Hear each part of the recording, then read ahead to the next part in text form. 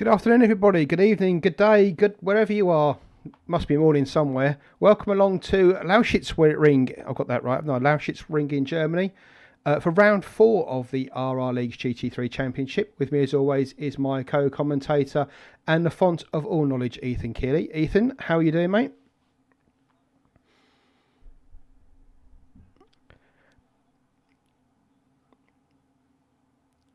No, font of knowledge is good, mate, because my font's pretty small, so that's what I rely on you for, is for all the bits and pieces. Round 4, Stoffmill 3 from 3 already this season, heading for 4 out of 4 so far. He's currently setting the top of the practice. This is just jumped into qualifying. We're just a minute and a half in, so just in their out laps. But in practice, Stoffmill was quickest. Second in the championship, I think it's Clive Britton, is that right? After three podium finishes. 2 podium finishes. He went out in the first race, didn't he? Of course he did. Clive Britton, who was second last race, he was struggling in practice down in the teens somewhere. So look out for Clive in this race. Also up there was Peter Peck and Max Haas, both showing decent in practice. So interesting track, this one on a super speedway. So lots of big sort of overly, very similar to Daytona in some ways, with a road course on the internal. I'm sure Ethan knows more about it than I do, so I'll stop waffling and let him talk.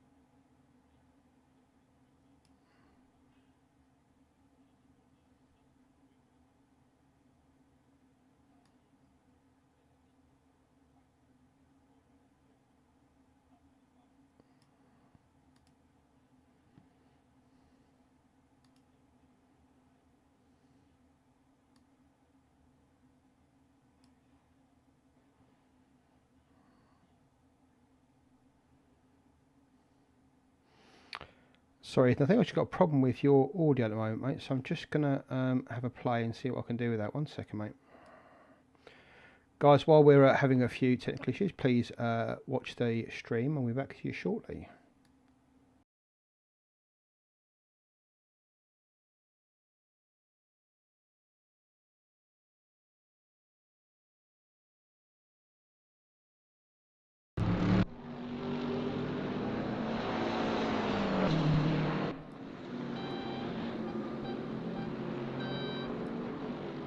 Right, I think we've got you now, mate. And I think we've got the game audio as well. So, all those things you just say, mate, I'll better introduce you again. Welcome along to my co-commentator, Ethan Keeley. Going well today then, Martin? Yes, mate, yeah. Apologies to everyone who's watching. Yeah, here's me waffling on and nothing else is going on in the background. So there we go. But we've got it all already now and all sorted. Ethan was telling us about Lausitzring. I'll let him start again because he knows more than me, so let's crack on. So yeah, 4.3 kilometre circuit, used currently by Decra, I believe. I can't remember who built the course originally, possibly Mercedes, but don't hold me to that. Used as a high-speed testing course, and now used as just generally a race course. A little bit of road testing goes on using this infield layout, as it is quite technical in places. A good mixture of kind of change of direction, slow speed, a little bit of high speed going on there as well. Just to confuse Martin, last week we went to a tri-oval at Daytona. This is a triangular oval because, you know, taxonomy. I'm not going to lie, I'm struggling with triangular oval at the start, man. I mean, I don't... Yeah, I know. An oval's an oval, surely. Where does the triangular... Honestly, you have no idea how much I was struggling with that last week with the triangular oval. No, triangular oval this week, tri-oval last week. Tri-oval, yeah. I just had to just accept it in my head. My tri-oval is an oval with a kink at the start-finish line. Okay. or down the backstretch. Triangular oval is much like Pocono, so kind of 3 distinct turns. And just to really confuse everybody, if you have a normal oval, the Americans will call that 4 turns, and a tri-oval they will also say is 4 turns, despite the fact it's got an extra turn.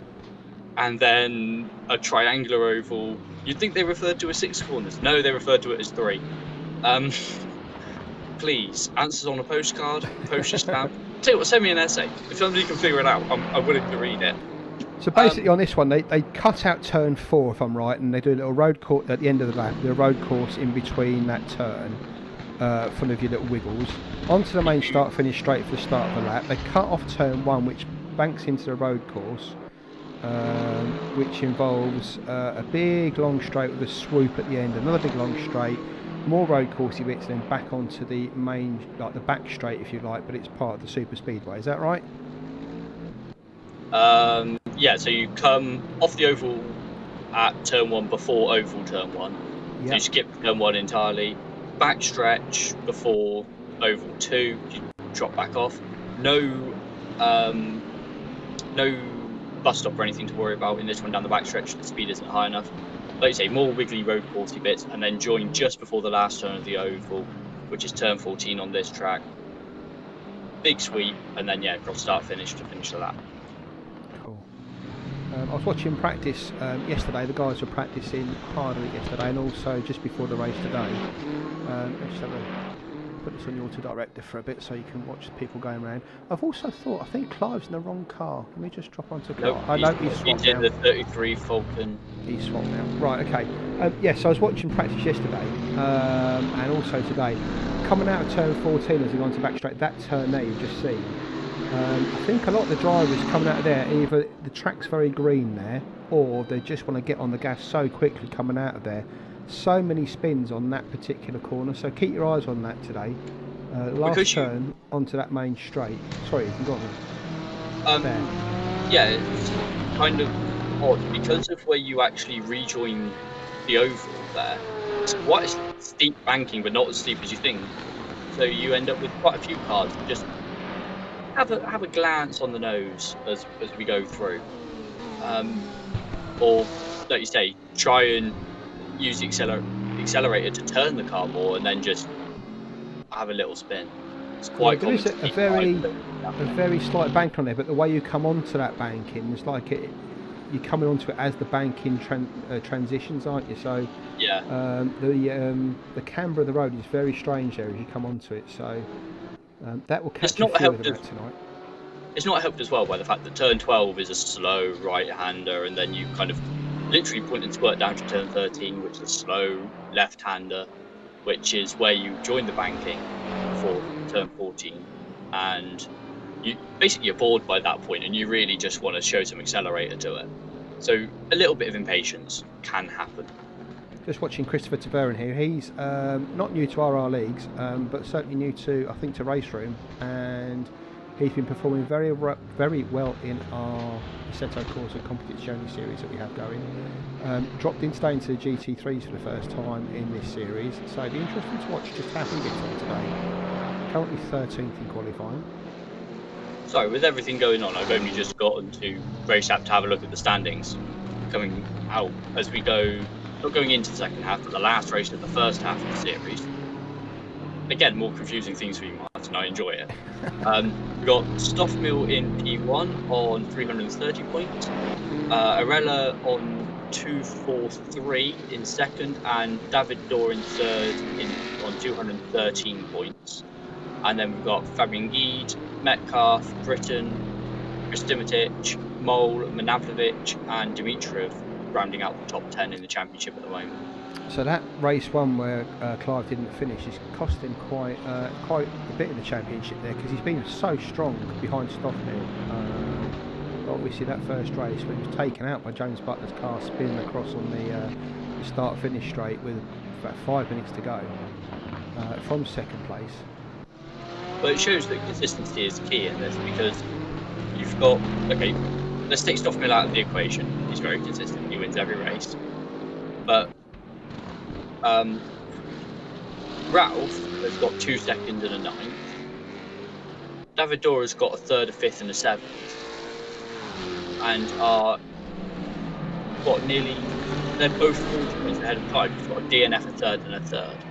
And again, today in qualifying, you've got Arella in 4th already, and as you say, Dillwyn in 7th. So they are certainly going to be up there and pushing Stoffmeal and Britain as well. Exactly, and like we had as well, Krasimitic, he was on the podium last time, 2nd in the end, wasn't he? Yeah, and again, this circuit will probably suit that GT because those 2 long straights, a few sweeping turns. In fact, there's 4 fairly decent straights on this circuit, so he might find that car is again suited to this super speedway type of track. You might well find that, yeah.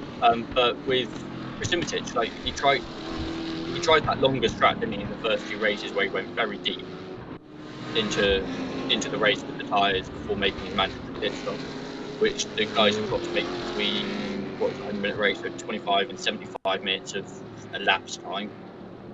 Yeah. So basically, in that middle third, 2/3 of the race, middle half of the race. But where he had that strategy, it didn't really work for him.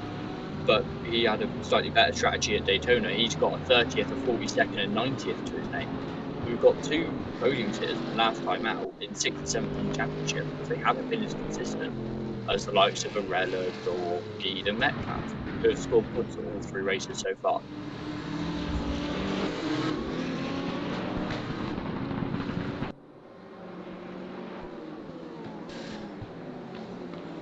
David Dorr there in the Mercedes AMG, just coming around to the end of this lap. As I say, he's currently sitting in 6th position in qualifying, a 1:43.6. The pace being set by, wow, Stoffmeal out there, 1:42.5, 3/4 of a second ahead of Gerasimic in the Ford GT. We know Stoffmeal is obviously a bit of an alien, but 3/4 of a second, that is, if we're going to watch that all race, he'll be lapping some of the top guys by the end of this. That's scary. I was actually, in the nicest way possible, I was really disappointed because Mike recently did a thing for us at RRLeagues that we used to do about a year and a half, 2 years ago now, with Meet the Driver. And I saw this.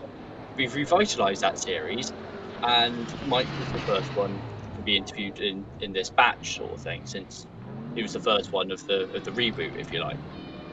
And it turns out he's the world's nicest chap. Which means you can't even be mad at him. Like, you can't even just go, oh, you know what? Yeah, he might be fast, but he's this, that, and the other. He just isn't.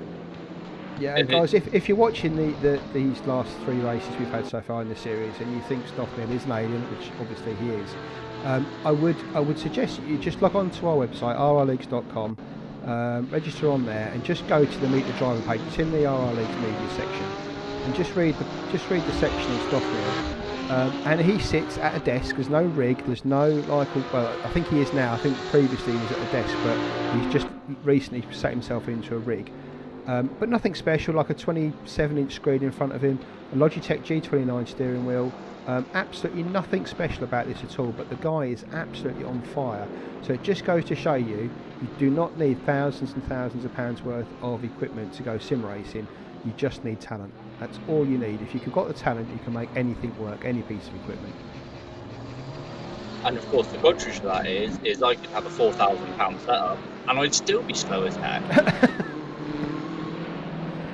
Yes, the gear helps. It does improve things, but at the same time, like Mike said, it is not the be all and end all. I would dread to think what would happen if Stoffmeal had a £4,000 setup. I really do. I'd go home. I'd sit in the commentary booth all day and not do anything else. As actually we see now, like you said, that Ford GT coming alive a bit, and obviously the M8, similar characteristics in the sense that it likes the higher speed tracks. And we've got those two. We've actually got the same podium from Daytona now sat on the podium in qualifying, with Krasimitic and Clive Britton slipping in there. The only ones with actually Max Haas who are within a second of Stoffmeal's time. We're talking what, 1.2 lap time? So that's 10%. Yeah, I mean, to be fair, the top 10 are covered by less than a second. but there's just that massive gap to Stoffmeal up front. So, Yeah. as always, and probably like you see in real life, you're going to see one car or two cars shoot off at the front, and then you're going to have a really good race for the podium places and the points today. So, plenty of action to watch. Just watching Britain here. He's currently 1:43.3, just a tenth behind Gerasimic in second.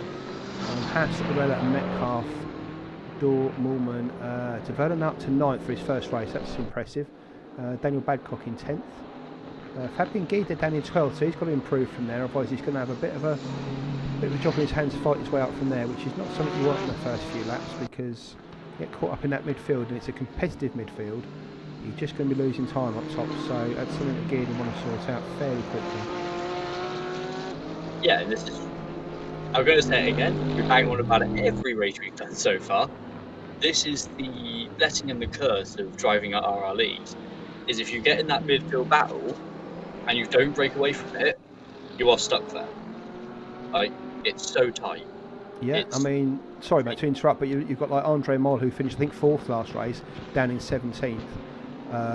You've got Nigel Wood, who was again rounded out the top 6 or 7 I think last week, in 19th. There's strength right the way through this grid, and I'm not saying anyone could win this race, because obviously Stoffmeal's going to probably, but anyone could finish second I think in this race, so it's that close, it really is. What we've seen is, like we were talking about consistency, but we had like Manafrovic, who is a very quick driver, always has been, not really performing so far in this championship with, you know, a 13th, a 14th and an 8th. Now, yeah, that scores him points, but actually he's been having a bit of problems. Same with, who's the other one? Radek Havlicek. Okay, missed the first round, but 15th and 17th is a guy that we normally expect to see lurking around the top 10, especially in the championship. And actually, it's that sort of thing of a little bit of inconsistency, a little bit of just getting caught up in those battles constantly, and that's all it takes to go, okay, then you're having a suboptimal race. You're not getting a 5th position that you deserve. Yeah, I mean, you say suboptimal, mate, but I think, you know, he's having difficulties because he's in that midfield and he's stuck with the likes of, well, today, Guy, Binnersley, Dmitriev, Kennans, Moll, you know, all those guys are quick guys, and I think what you saw in the last race, he was stuck in all that, and then as soon as he got free from that, he was pushing and pushing, and then he pushes so hard to get back up to the top, he'll make an unforced error, and it'll push him right back down into midfield again, and then he's back to square one. He just needs to put in a really good qualifying performance, get to the top of the timing charts, and you might find his race then improves dramatically.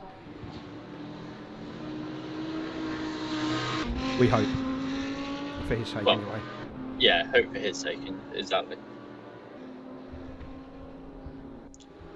Yeah, so just to, I touched on it earlier, the mandatory pit stops, just to remind you guys to go to the last minute of qualifying. We've got the standings up, so do you want to go through those a minute, Martin? Yeah, so it looks like Stoffmeal's going to get pole, as we said, 3/4 of a second. Well, no, half a second. Arella brought that back a little bit there, and he's just pipped Gerasimic to second place on the grid there. So front row start for Arella. Gerasimic pushed back to third with Britain on the second row. Haas, Dorr, Metcalf and Moolman. Good performance from Moolman there, up into 8th. Taverlan, Badcock, Peck, Gee there down in 12th. Peck and Gee, we've seen Peck so many times have late race pace, so watch out for him later in the race in a short while. Gee, Binnersley, Manojlovic, Dmitriev, Kennans, Moll, Albertini, Wyatt, Wood, and if you're missing one name there, obviously he's our star streamer Camaletto, down in 23rd position currently, just one place behind Simon Fillingham. So I did say strength right the way through the grid, and that just shows you just how, you know, we're literally back to, I mean, even James Butler's had his successes. He's not shown it so far today, but, you know, Butler down in 27th, Deliva, Hindle, Pavlicek we've seen do really well in some of these races, so this is going to be a corker. I don't often say that, but this is going to be a corker. It's going to be one of those once again where we have to apologise to Mike profusely, isn't it? Because we're not really going to show him much. Yeah, he gets the last lap, doesn't he? And that's about it, really. The start, you get 3 laps at the start and the last lap, and that's about it.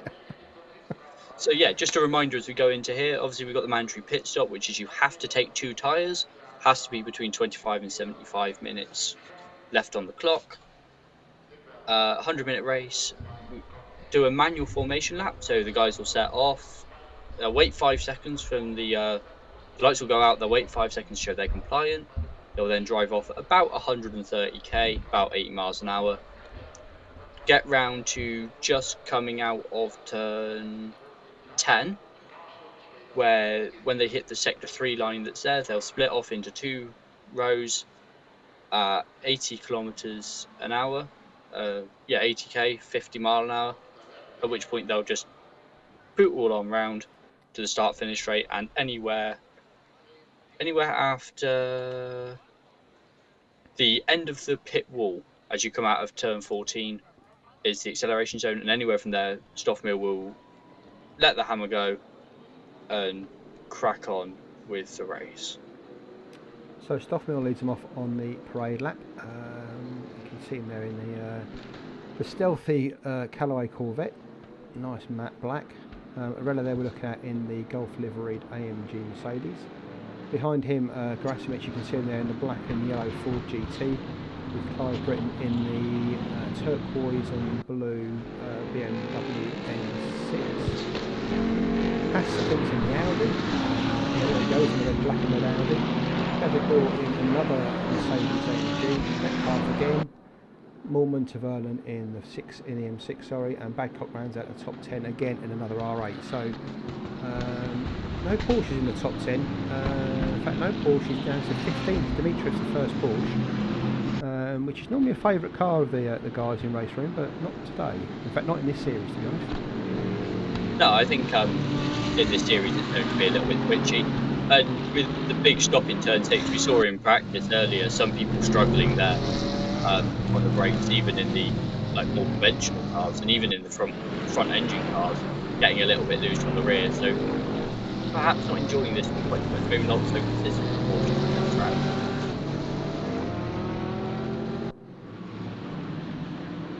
Mr. Verlin, you come at RRLeagues GT3 Masters. See how he performs today. Like I said, he's been very successful in our Assetto Corsa Competizione races, so I expect big things from him today. He's in 9th, just ahead of him, Jan Norman in the BMW there. So just going around to form up for the start. You'll see him all take 2x2 approach as they come through, keep a constant speed. As Ethan said, they'll come around onto the start-finish straight. At this point, Stoffmill will control the pace, control the race, and when he pushes the loud pedal, off we go.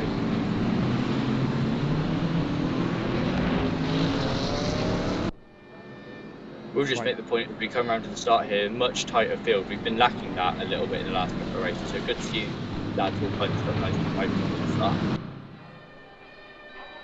And anywhere from now, Stoffmill can go, so we're just waiting on him. We need to replace this cameraman when we finish. There we go, Stoffmill's away. Try hitting the TV button again, sometimes it's cycling story. Yeah. So Stoffmill into turn 1 and takes the lead. So you've got Arella in second. Gerasimek pushed down there as Britton comes through. Looks like into third. Nope, and two are going to fight it out there in third. Everything through the first couple of turns steamy, which is good to see. Oh, a bit of a spin it out, I think, again.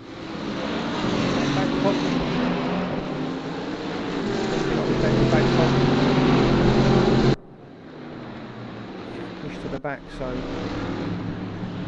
do the spin there. So stop me in a red up. I've got Pennant and Taveran showing ways of Taveran and Cannon, yeah. Where there's a bit of contact there, or I'm not sure how close together they qualify. Stop me in a red have already pulled out a little bit of a gap there while Gerasimek and Britton were fighting over third place. So Britton's made that. Gerasimek in fourth, Haas in fifth, Norman sixth, Dawes seventh, Metcalf, Badcock, Geed up to 10th. Good start from Fabian Geed. Peter Peck down to 11th. Great start from Albertini up to 12th. He was well down on the grid there, so great start from him. Bindley 13th, Dimitriev 14th, Moll up to 15th. Good start from Andre Moll. Poor starting grid position there, but he's up to 15th. Wood, Finnegan to 17th, great start from him.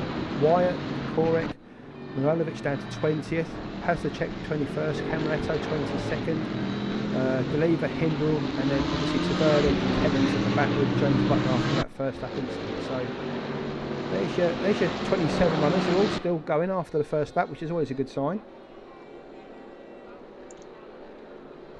Just watching the outside of turn 13, and we can see a couple of people flirting with the wall out there. Nobody's collecting it though, from what I saw, so that's all good. Yeah, they are brushing it once they go wide out there, aren't they? There's the tyre barrier just on the wall. Well, there's a tyre barrier and then there's not a tyre barrier. So you kind of aim for the wall and hope you miss the tyre barrier a little bit. Or hope for the end. So this is the first part of the super speedway on the back straight. We'll come down here, drop into turn. I think Fukuoka has had a little bit of a thing through 3 or 4, I think it is.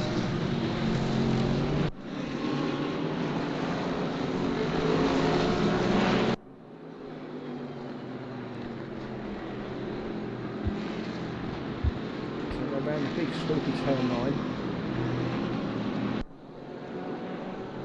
Back down the straight here towards turn 10. Left-hander, fairly tight left-hander. That goes into a quick part of the track as it comes on back onto the super speedway. Come through there's a right-hand kink. And a little messy corner as you come on as 18 was saying, 13 and 14 as you come onto the back onto the main straight rather. Just here. I'll get on the gas so early. Oh! Hash just touched the wall then, but I think he's safe. So there you go, you can see Stoffmill's out in front with Arella in second. Bit of a gap then to Britton, who's also putting out a little bit of a gap on Grasimic. He's got Moorman, Haas, Dorr, Metcalf, Badcock, Geed all in close proximity behind him. Yeah, and then we've got a major battle pack. So obviously Peck dropping Albertini a little bit. And then we've got behind Albertini, we've got Bindersley, Dimitrov, Mole, Wood, Fillingham, Wyatt, and Manadovich all in a big chain. Oh, it's a spin there. Is that Haas? That's like Max Haas. Yeah. That's a shame. He's been doing this a lot recently, and he joins the back of this queue actually. Max Haas now 19th position. Pavlicek will be enjoying that. Not because he's going to gain from it particularly, but Haas just bridging the gap a little bit between Pavlicek and the back-to-back group with Albertini. Oh, that's Bindersley spun it as well. You saw there. Just came round there. Albertini right up Albertini's backside and just lost it on the acceleration zone. There's another off there. So that's Moorman's gone off there. So Moorman falling down the field as well. So Albertini driving nice and steady here, and he's making his way up the field through other people's errors. So.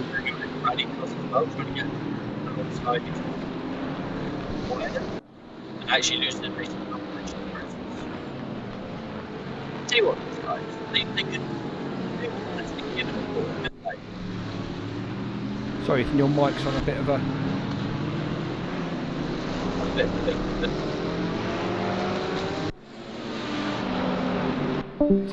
So Fabian Geed, they're up to 7th after all the stuff that's gone on behind him. So we were saying at the start he needs to make a bit of a move, and that's exactly what he's done. Not through his own.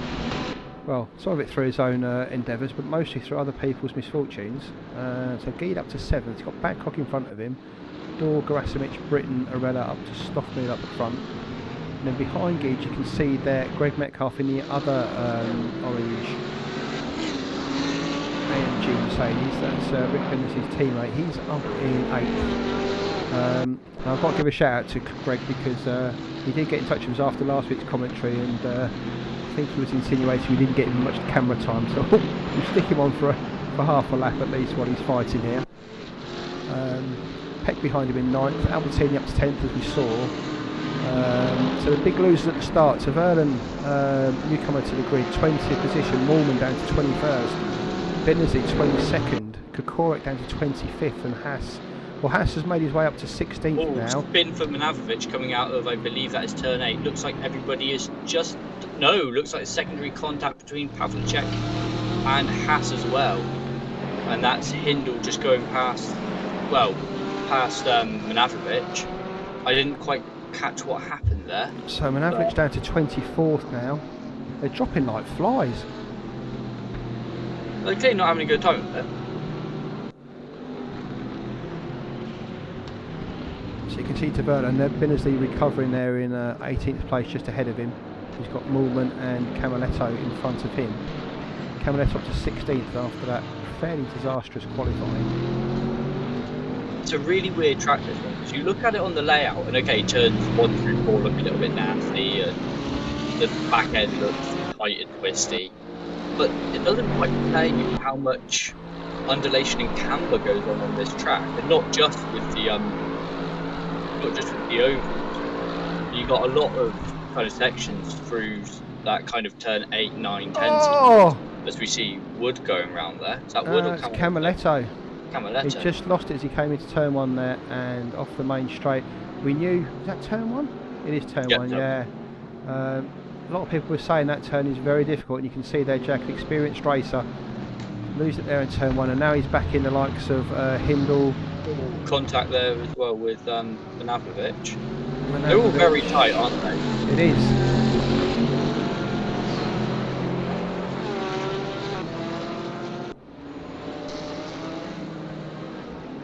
Just while you're watching this, Stoffmill's got a 2-second lead over Rorella, who's got a 2-second lead over Clive Britton, who's got a 2-second lead over Grasimic, who's got a 3-second lead over Dora up front. So you're not missing anything at the front of the field. This is where the action's happening. There's all those people that have made mistakes and dropping back to the rear of the field and then fighting their way to get back. Oh, there's another one gone. This is what I was on about, is the way the car, or the way the track is, it tightens up, it opens up, there's undulation, there's camber. Just makes it very hard to be consistent. You can see Camaletto.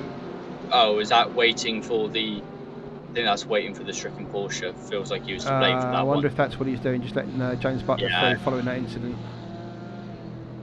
I know he's had a few problems with his steering wheel recently, so I just hope that wasn't the case, but you're right, I think he was just waiting for Butler there to come through. So yeah, Camaletto falls to the back of the grid now, just ahead Butler just ahead of him rather, after those incidents. Like I said, everyone up the front's kind of all spaced out a little bit. We'll go up to Albertini, who did have that train behind him. You can see that train's down to 3 now. Oh, well, we've got Badcock spinning out of turn 5. You can see him there as he comes out onto the... Albertini comes onto the straight. You can see Badcock recovering there as he comes back on. So Albertini up to 9th now. He must be wondering if all his Christmases are coming together here.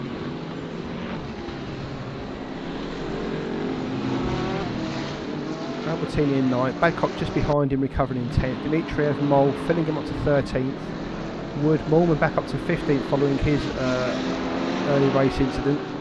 Binnersley is up to 16th. Wyatt down in 17th. De Verdum covering back up to 18th. We're ahead of Max Haas.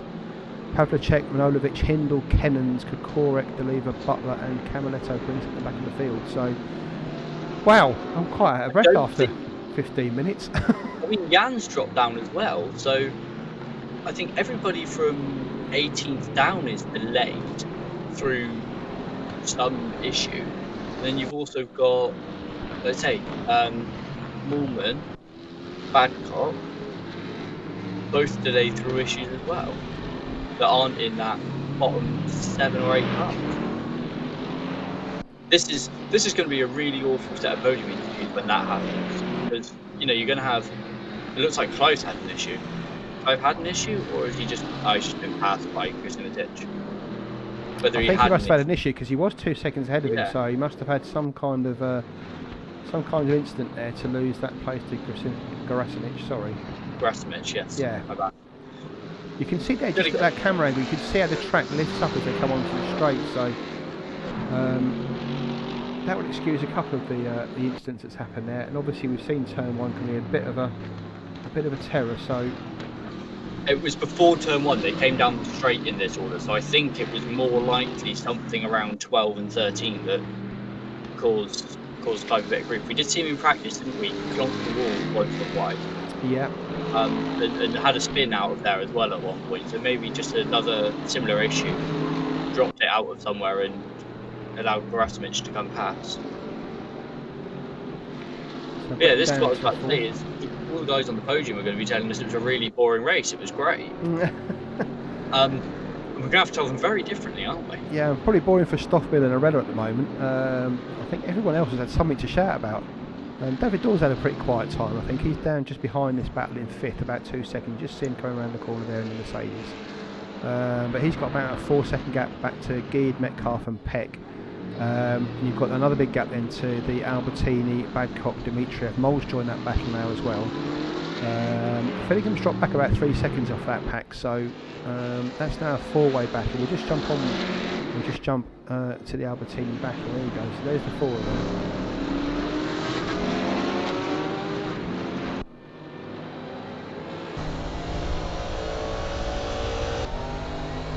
The rear view camera from Albertini here, just looking back to Daniel Badcock, who had that spin as he came out onto turn 14 onto the straight originally.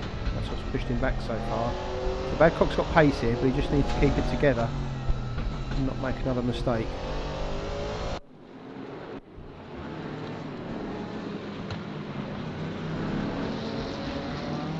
So Albertini through the infield there.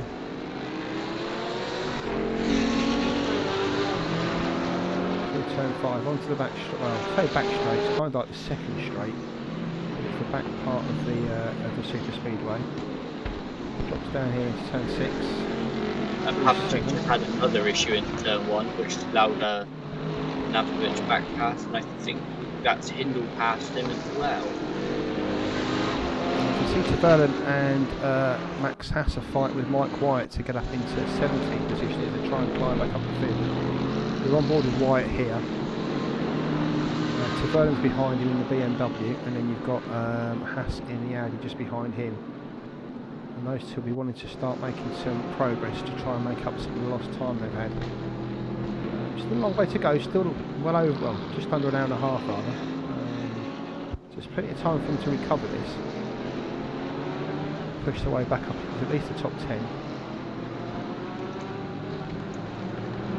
I've just watched Clive come around turn 13, and he is staying a lot further away from that wall than both Gerasic and Dorr were. So yeah, puts pace to the theory, adds value to the theory that he might just be a little bit cautious through there after an incident early on. Yeah, I just wonder if he's biding his time here with Gerasic, or whether actually he's desperate to get past and push Arella. It's difficult to know what to do in this situation, whether to actually like just stick with Gerasic and follow his pace, because Arella's now 6 seconds up the road from Gerasic. That's a lot to pull back for Clive. So you may want to just, it's difficult when you want to get past it and try and close that gap down. I can't imagine Clive's doing anything other than swearing into his helmet and trying to get past it. Yeah, I think you're probably right there.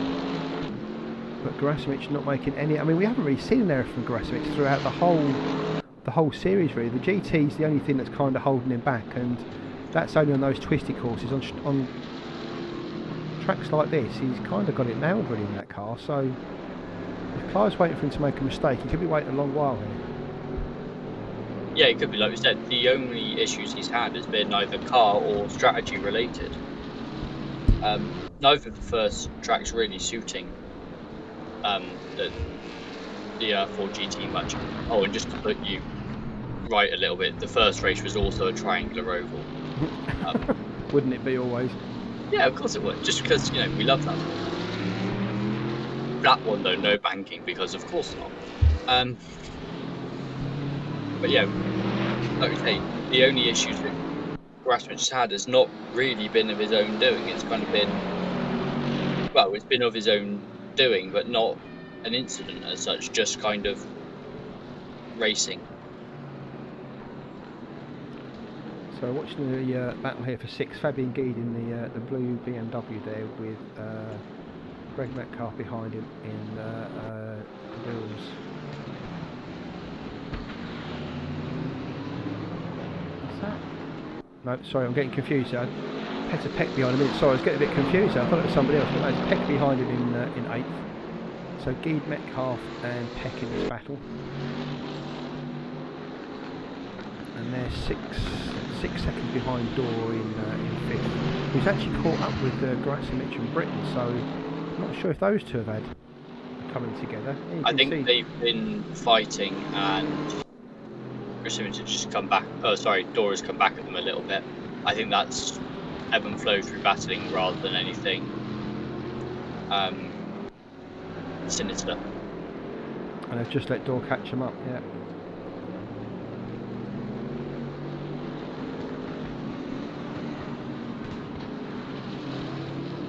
So it looks like Grasimic is just not struggling with it a car through the infield, but obviously he's not got the agility that the BMW's got. When he's got it on the straight, that forward, he's punching a hole in. Well, I've been watching that gap the last few. I have been watching that gap the last few laps, and Clive is urging him to crack on with it through the midfield, often getting within a couple of tenths of him. Peter Hindle there, just off track there. Yeah, Clive like almost pushing him through some of the midfield sectors, and then you get to a straight where you want to be doing those overtakes and just nothing. We've got 2 retirees so far, Kennens and Pavlicek. Oh, that's a shame. Yeah. Those chaps. So Hindle, like we see, just going off a little bit earlier, but the last of our classified runners just going past a little bit of dust at the moment. So maybe that's Butler, because I know he was quite close to Jack not too long ago. Having a look there down into turn 1. He might have the outside, no. Defended well by Grasimic there as he goes into turn 2. Turn 3 through to turn 4 now as they come back onto the main, well, the super speedway again in the second. So they'll be through here. And then left turn. Oh, this is turn 9. Where did I miss that then? I don't know. Oh! Big goal! I said Grasimic never makes a mistake. Well, you've just seen one. That's opened the door for Britain. He's down on the inside there. Come through turn 10. Now, Grasimic, if he can hold it, he can't quite. I was going to say, he had the inside line for turn 11. And then yeah, it was a nice move by Britain there. He just chopped the nose off of Grasimic to make sure he didn't have that cutback. And that's 3rd place for Britain now. Let's see if he can make a move on Arella. 7 seconds out the road. But that's released Britain. And Albertini is doing a very good job at not releasing Daniel Badcock. Badcock has been firmly planted on the tail of the Corvette for a while now and hasn't let up at all. Yeah, he's been holding that pack. I say pack, there's 2 behind him and not 2 behind him, but you're right. Sterling job there from Albertini, just climbing the field, like I say, through other people's errors. Well, there was a pack behind him, wasn't there? But they're in like 18th, 20th now, so. See, Mole is having a bit of a torrid time. He's got and just in the background there you can see. Is that contact? No, I think he just lost it through turn 1. He ran a little bit wide there through, and the back end just came around. I don't think he touched anyone. If you're wondering why he's not going, he's just waiting for those cars to come through turn 1. Reversing, that's a good idea actually. Get yourself away from that. That's filling him through and Mole. So, that's a shame for Andre Mole there.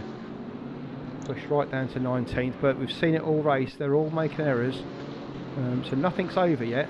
But these guys are normally really consistent, but you've seen them all virtually make little errors. Let's just push them back down the running order. That is apart from obviously Mike Stoffnell there out in front. 5 seconds he's got on Ralph Arella. Those 2 guys, nothing wrong from them. They're posting 143s. In fact, there's only 3 of them in the 143s. There's these 2 and Clive Britton with a 143.993. So Stoffnell's pace is actually just his best lap's a 143.3. His last lap's a 143.9, and that lap was a 143.9. So Stoffnell's just taking it easier, making sure he doesn't make any errors. Just taking his foot off the gas rather. He's got that 5-second gap built up. And he's just keeping that nice and constant now, without making any taking any risks that he doesn't need to take. So As always, great driving from Stoffmill. Arella's there, you can see 5 seconds back. He's got 7 seconds over Clive Britton now. He's pulled out a second over Grassi. So he has pulled out a little bit of lead on Clive and just released Gerasimic a little bit to do a little bit faster time, because while those two were fighting, obviously we saw David Dorr catch the two of them up, but now Britton's gone. Gerasimic is following him a little bit. Oh, got a drive-through penalty for Simon Fillingham through a track limits abuse. So that wasn't going too badly for Fillingham, but that's not going to help him. Where would that be? I don't know where you do that, to be honest, because you have to gain half a second, don't you?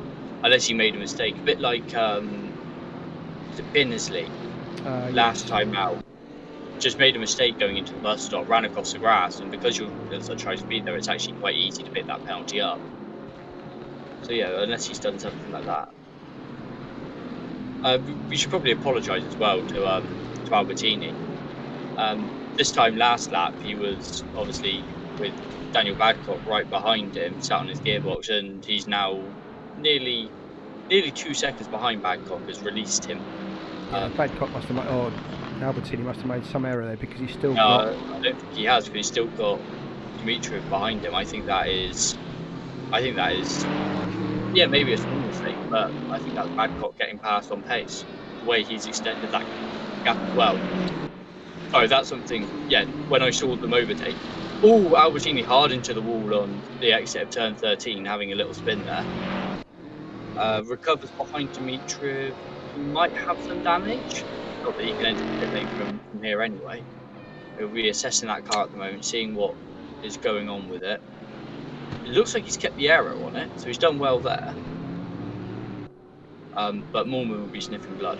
Yeah. Oh, there's just big smoke from turn 1. Looks like somebody might have gone. I'm just trying to see if everyone's falling through the places. I can't see anybody dropping down the Seaman Alphabet dropping down, but he is way behind there, and he is running fine, so it's definitely not him. So yeah, sorry. We're looking at in the Porsche, just following Peck as they make their way up the field. And past Albertini, so Badcock, Peck and Dimitrov have made it past Albertini. Oh, another drive-through penalty for Fillingham, speeding into the pit lane. This is something we haven't mentioned, is the actual entry into the pit lane here is quite difficult, because it comes off of straight on at turn 12, and you've kind of got a similar sort of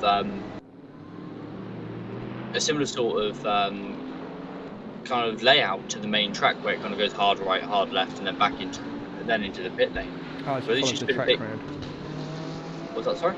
As it follows the track around, you mean? It doesn't quite follow the track around, but it is a similar sort of layout. Doesn't quite follow the track exactly, but it kind of mimics the track, but a bit tighter. I don't know exactly where the pit line is. Oh, you can see it there as you come round and you come out of turn 13, yeah. As you say. But I think the actual pit, like speed limit line, is at the pit entry on the oval. So you've got a lot of acceleration to do, and then braking again, so that you make that speed. So probably just a little bit of a violation on the entry there, as he's gone a little bit hot into it. Yes, you don't want to lose time as you're coming in, obviously, as you go through that twisty section at the start of the pit lane. You're trying to carry that speed into the pits, but then you'd say you've got a hard braking event there to get into the pit stop and get it slowed down enough. So Fillingham, yeah, he'll be ruining that. He's well, I was going to say, like, yeah, you're trying to save a couple of tenths. He's cost himself another 30 seconds. So looks like he is good on the line this time coming in. We'll just note as well is little white markers that have just come up, or came up about 4 minutes ago now, on the screen next to the times down the tower on the left hand side. So the pit window's open. Note yes, the pit window open, mandatory pit stop. So when those go green, those drivers will have completed their mandatory pit stop. Filling will be doing a drive through here, so obviously that won't count for him. You've got to take 2 tyres, so either front or rear tyres, as we see him blending on the tracks there. Mostly though, they'll be taking all 4. This is White and Hash you're watching. Haas just can't get past that Bentley. Although he might have here. Has he got... But this is where Mike will be on the inside again. Haas trying to come across and do what Clive did to Grasmich and just staying on the outside. Ooh, a little bit of hip and shoulder. A bit untidy from Haas and White there. White doing his best to hold that position, and Haas is bullying him, but he's not going to get away with it. White's through there. As they come round the corner. Although White looks a little bit behind at the moment, you might well stay behind a little bit. That the 4-litre twin turbo V8 that's in the Bentley has got some legs on it. Looks like Haas has got challenging into turn 1, and he gets the move done. Well done by Mike Wyatt there. Haas will be absolutely screaming there with that. Oh, and in the background you can just see there. It looks like it was Moorman, or was it Binnersley? No, it's Moorman, I think. But yeah, Haas will be screaming, just give me more speed. GP2 engine. Formula E engine in the Audi. So Wyatt praising the speed of that Bentley there, which is managing to hold off the R8 there. Just struggling through the infield in the turns, as that thing's a bit of a beast, but the Audi crawling over the back of him with that extra agility. But as soon as he got on the straight, Wyatt was away.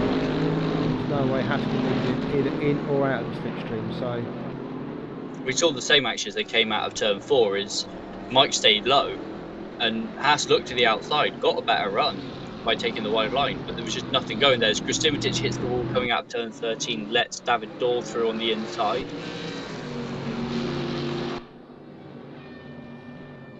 Oh, I said Grasmich never makes a mistake, and look, I've basically cursed him. So here we go again, round 2. Haas on the inside. He's Wyatt keeping it there. Yeah, and Wyatt will have to settle that one. That was canny from Haas there, canny. Yeah, but he's tried it once and knows Wyatt won't get bullied again. No, I don't think he's quite got the run there to take it down to turn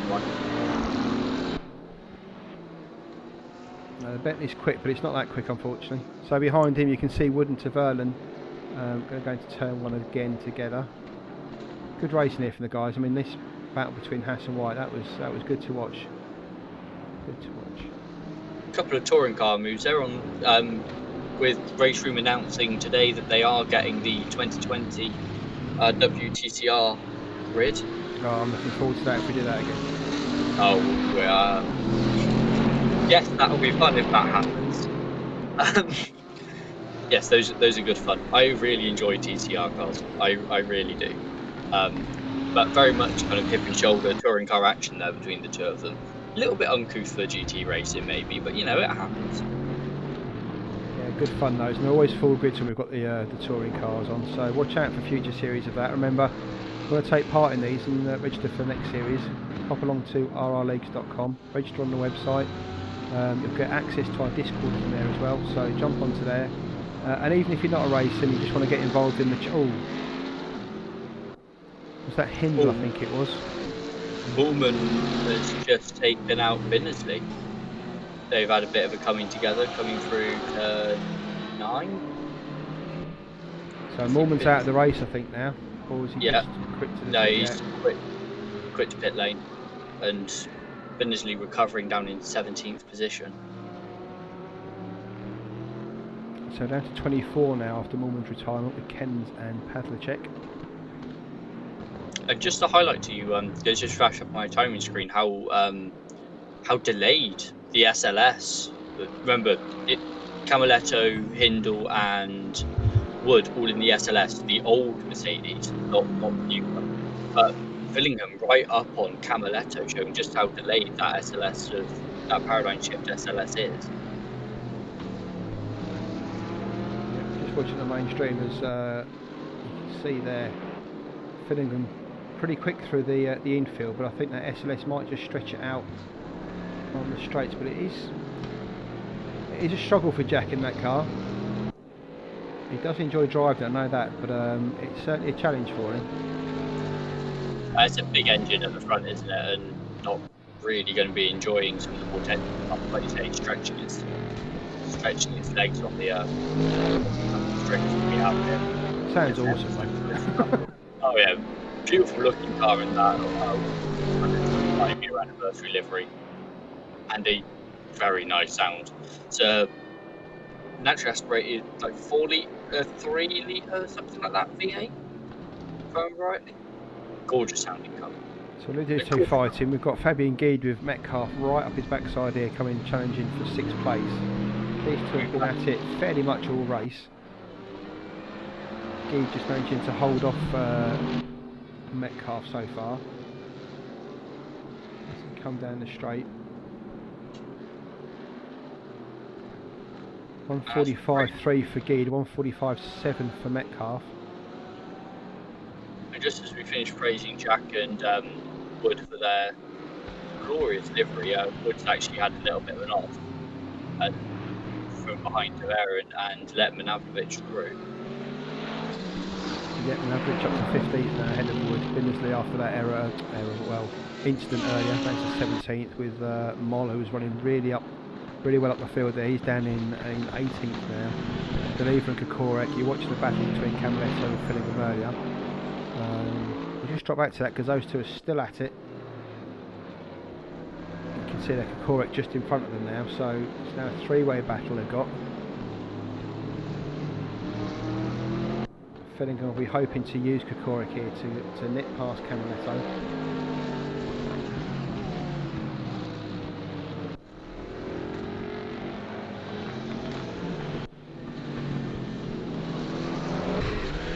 That's probably relevant. So Stockton has already been through this, and Arella now coming up on the 3 or 4. Shows the gap to Stockton and also how fast those guys who are front are running to these guys that have laid. It's filling them look to the inside and so on, but that's not really doing there for him. Well, Kokorek got that sideways coming through turn 1 there. That's sort of let them all catch up again. So any advantage he managed to get down the straight there while Fillingham and Camaletto were battling. He's lost.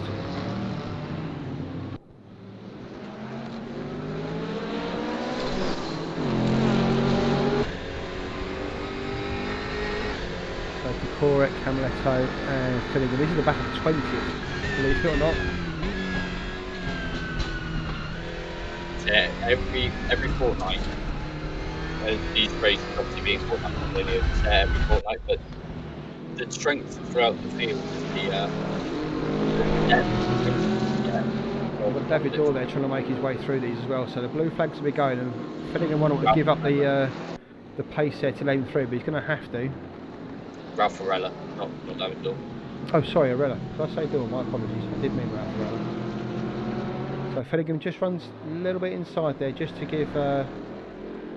No, he hasn't. He will do now. I think he's trying to let him through, but there you go, slow down and let Ralph through. Ooh, contact into turn 6? Turn 6 between Haas and Albertini. Haas trying to make his way past after into behind Wyatt for a little while. Looked a bit aggressive in that, if I'm honest, and unsurprising considering what we've seen from him. Went round the outside of Albertini there in turn 9, I think it was. This is turn 9, that must have been turn 8, yeah, through that complex of 6, 7 and 8 that they kind of had to meet together and then round the outside. Fillingham got the run down onto the start finish, but didn't manage to do anything to turn. You can see Albertini flashing his lights there at Haas, so he's obviously a bit displeased about that pass. Sab, an old teammate of mine, he doesn't like it rough too much. He likes fair racing. He obviously feels Haas has bullied his way through there, so had the red mist come down. So keep it together and keep on his tail. Sorry, mate.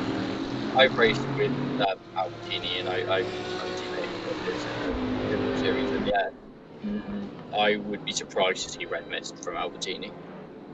I don't know. He has his moments. Yeah.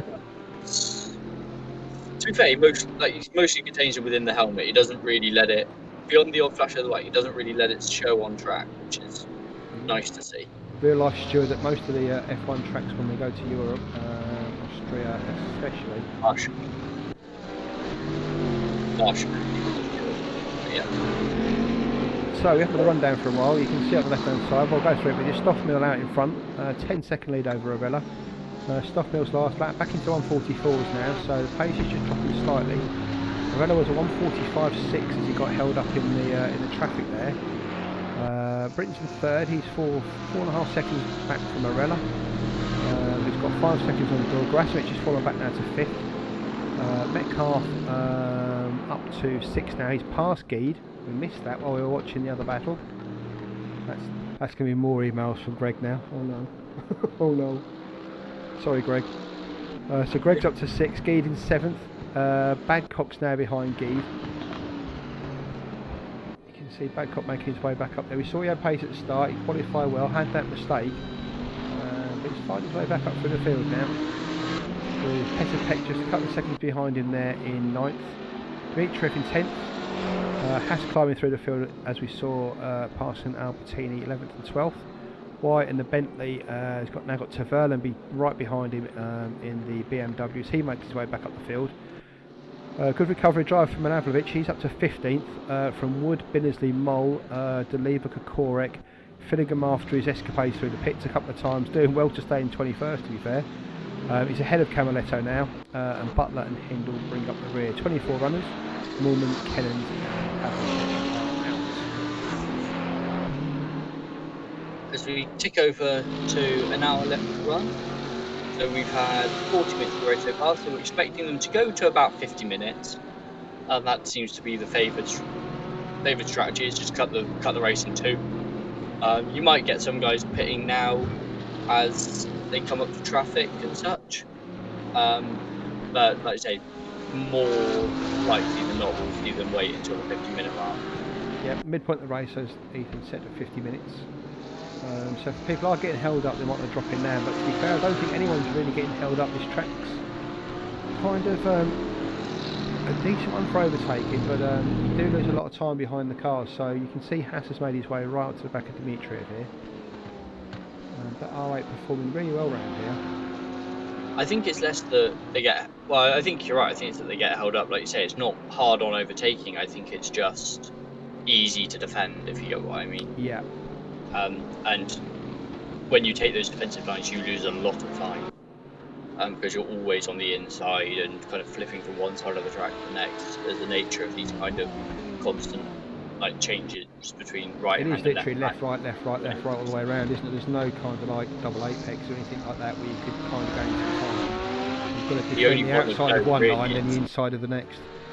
The only one of note really is turn 11 and 12, and where turn 12 is quite slow, okay, you can't really make it work around the outside, but then if you do manage to make it work around the outside of 12, then you're on the inside of 13 and back on the main straight. So through turn 1, turn 2, 3, and then 4, they're out onto the straight. Dmitriev, Haas wide on the outside there, against the wall. He'll get the run doing that again, but he won't quite make it to the point where he comes past Dmitriev into that turn.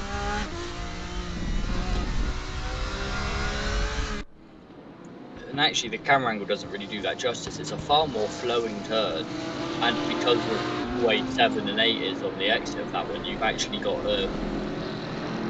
you carry a lot of speed through 6, so not really chance to chuck it up the inside like you would think at the end of a big, quite a long straight there.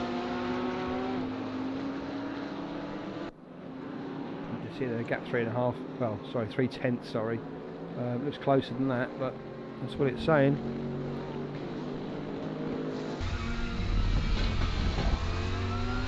Very close up to Dmitriev there as he goes through. Great camera angle from Racer in there. Oh, what happened there?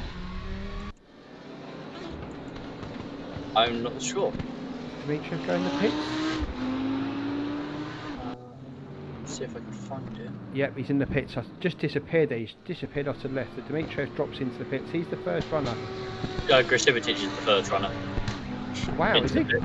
Yep. So, just to prove us wrong. Yep.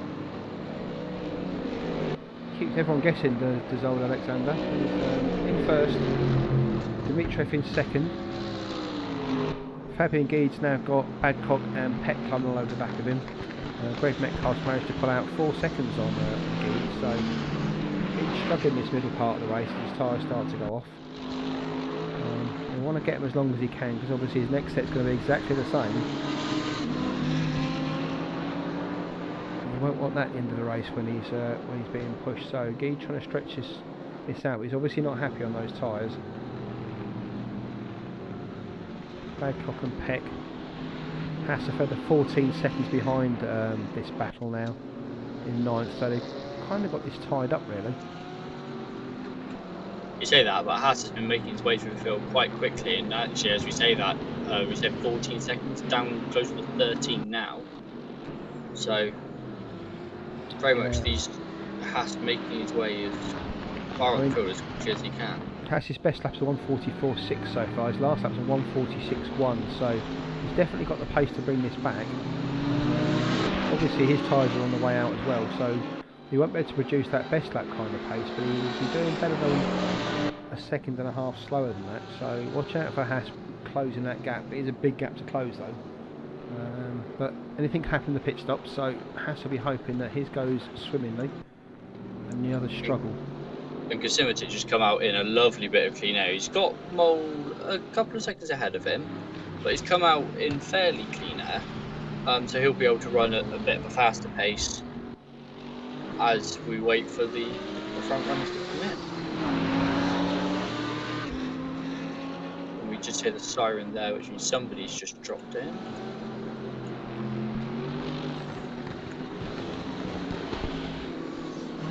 Manafrovic just dropped into the pits from P14, P15 sort of area. So making a bit of an early stop there for Manafrovic. We can see on the left-hand side that graphic that I was on about with Kosimitic and Dimitrov showing that green tyre. Was it RRLeagues last time out who had to pit twice because of some error with? I believe it was. It was, wasn't it? I think it was. He didn't have tyres selected or something, so ended up having to pit twice with tyres and take. Was it Robert Horvath? Oh, Horvath. That rings a bell. Who isn't here today? He's not in the race today, unfortunately. Is Horvath? I believe Horvath is RRLeagues' teammate, isn't he? Which is why I'm getting those two confused. Just watching a battle between Wood and Binnersley. Binnersley's just made his way past Nigel Wood there.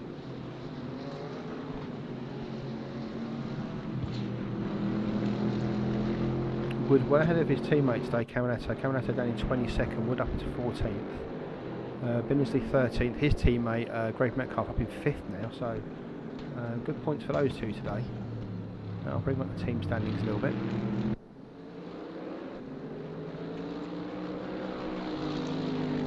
They're currently second in the team standings after round 3. Yep, so good haul of points on its way here if they can keep this together.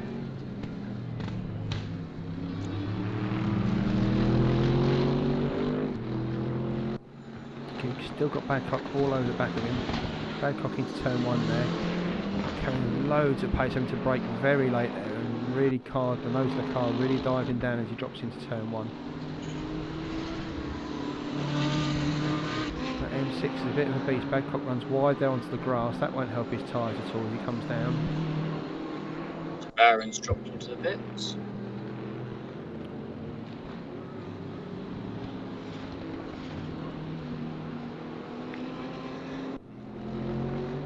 He's got solid pace here. He's not setting the world alight, but he's managing to keep everyone behind him and having to struggle to get past him.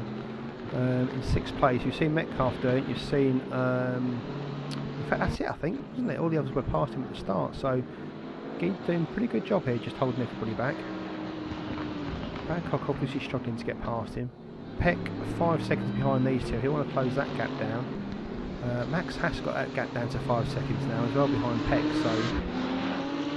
You're right, Haas is 1:44.8 last time round, so he said he had the pace. Drive through for Peter Hindle, speeding in the pit lane. He's just come in, so that I imagine that was. I know he's just come out, so that must. I imagine that was on pit. I imagine all of these that we see are going to be on pit entry, to be honest with you. Yeah. As we've got He just had, oh, who was it? Kukrek go around in front of him. Bit of dust thrown up there. I don't know who that was from. It was Kukrek go Oh, it around. was Kukrek.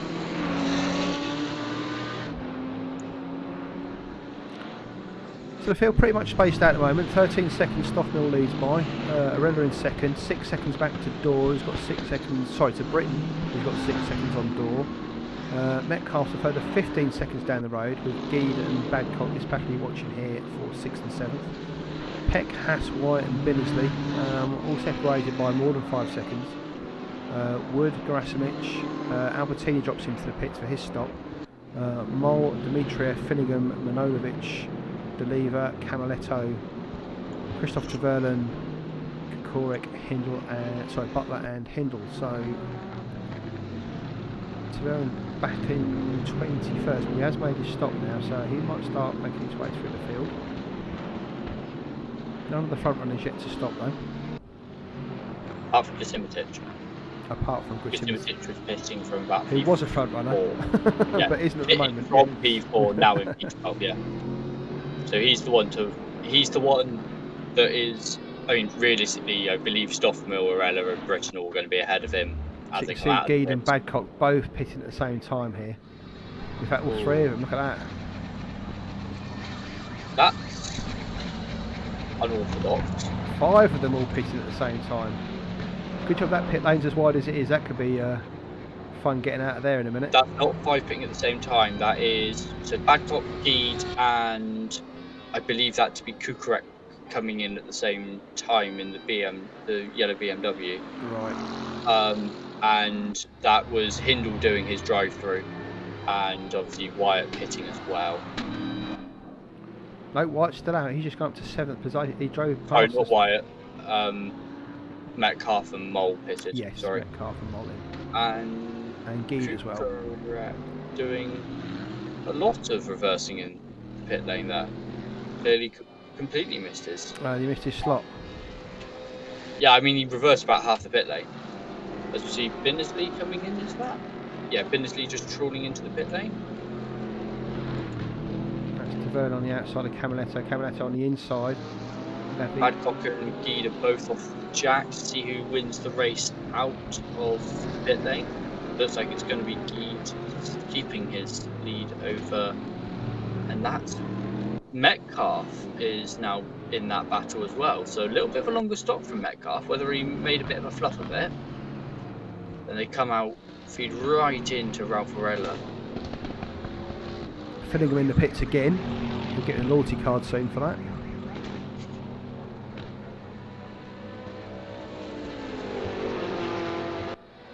He'll be really enjoying the fact that we've highlighted it as well. I'm sure he will. I'd love to say there's some action for you to watch at the moment, but it's pretty much all spaced out at the moment. This is the closest battle on track. You've just seen Trevelyan get past Camaletto, so this is going to stretch out a little bit. What will be interesting is Britain is now in the pit. So where is Grasimic on track? He's so coming Britain's through in the pits there. 10. Here's Grasimic here. So this could be a little bit close between the pair of them on exit. We've just had Haas come in the pits as well, I believe. So it'll be interesting to see where he feeds out into the battle. He was up with Geed and Badcock, wasn't he? He was starting to join that battle. But see Wyatt come in. Britain's just on the way out of the pits now. This will be annoying for Clive. Hopefully Fillingham knows that he's a back marker here. I'm sure Clive is, yeah, it comes out in front. That'll be annoying for Clive. Obviously, Fillingham will get the blue flags now as Grasimic jumps Clive in the pit stops. Best of mates, these two, but that won't have gone down well in Clive Britain's camp with Fillingham there. Allowed Grasimic to get the run in there, so now Clive's got to do all this over again now. We know how quick that Ford is in a straight line. Obviously, the BMW will need its tyres to go temporary, but they will be a couple of laps younger than the Fords. So maybe in a couple of laps' time we'll see that come out. Haas didn't manage to get out in front of. He managed to get out in front of Dimitriev, which I think he was already past, but didn't manage to jump the Badcock and Metcalf. They're in the pits now as well, so And we'll just keep Door an in eye the on that. pits too. David Dorr comes in from second, you're right, he's just dropped in as well. So we've got Stoffmill still out, Door and Arella currently in the pits, Krasimatic, who's jumped Clive in pit stops, although Clive looks like he's going to be all over Krasimatic very soon. He's trying to send a few weaves just to let Gerasimovich know he's there, but I think he knows Clive.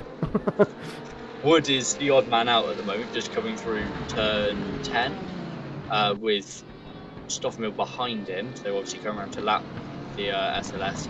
He is yet to pit. And the only other pick, Camaletto's just popped into the pit, so Deliver, Wood and Stoffmill still yet to pit. All going round again by the looks of it. So Dor's just on his way out. Gerasimovich is coming down into turn 1 here. He's going to beat Dor out the pits as well. So I've got to say, that was a great stint by Gerasimovich there. He's managed to make his way back up to third. Dor was behind those two already though, wasn't he? So that's Dor back into fifth and Gerasimovich up into third ahead of Clive. Yeah, ahead of Clive, yeah. And Billingham was inserted in that battle again. He'll be enjoying this. He got the managed to miss everything at the start, got up to about P13, had the penalty for the cut track, dropped himself all the way down to 20th odd. Has worked his, probably a little below that, perhaps 22nd, 23rd. Worked his way back up to 20th, having to serve another penalty from the drive-through for speeding the limit the first time. And is now getting blue flags because he's had to make a mandatory pit stop on his third time of passing through the pits. And I'm sure that he will he'll listen to that little clip forevermore when he's trying to get to sleep, or rather when he needs to stay awake. Not Simon's best race this race, I must admit. He struggled a little bit through the administration side of the driving rather than just the driving. So. Yeah, he won't sleep well tonight, but we've still got Gerasimovich here in front of Britton. Britton's had a few little wiggly moments as he's tried to get the power down early, and BMW just screaming help on him. Deliver in the pits, just to kind of carry on with pit callers at the moment. Yeah, so Deliver in. So it's really only Wood and Stoffmill to go in, isn't there? To come in, yeah. Wood looking a little bit sketchy, just come out of that turn 13 and understeered a little bit into the wall. I wonder what kind. I don't know if he will be in chat with Jack. I imagine so. But whether he's just giving him a little bit of information and just trying to figure out where that gap is going to be. Looks like at the moment what you lose about. Clive's spinning out of turn 4. Oh, that that's is right. Really going to annoy him. Yeah. Yeah, that he will not be chuffed. And that will mean that now he's actually got Stoffmill right behind him. I wish I could tell Clive that Stoffmill is not pitted yet, otherwise he will get really, really annoyed if he doesn't realise that. Thinking, how the hell am I in fifth? And I've got the leader right behind me, is he really that good? And about to be lapped. Yeah. He's about 40-50 seconds behind you, really. 45, about 40 seconds behind you on track. This would be a really good time for Stoffmill here. Stoffmill's got 72 seconds on Arella now. I know Arella's stopped, but if there was ever going to be a time when you wanted to mess a pit stop up, this would be it. Get rid of all your bad luck and heebie-jeebies out in one race. This is the one. Yeah, Stoffmill's got, what, 12 minutes left to make his stop? Is it 30 minutes? 100-minute race, isn't it? So it's 35 and something like that, isn't it? 33, 33. No, it's 25 and 25. It is 25 and 25, okay. Oh yeah, 25, 50 and 25, yes. Makes 100 in most schools these days. Only most. Most places, Martin.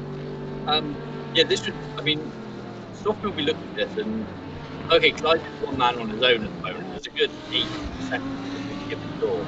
So you'd look at this and look, maybe if you stop on this, we start about the guy really needs to get to the pit. But those guys are generally pretty flat. They are guys, so you will get held up by them a little bit more than you're expecting. Certainly a little bit more than some of the guys down in 20th and 22nd will be.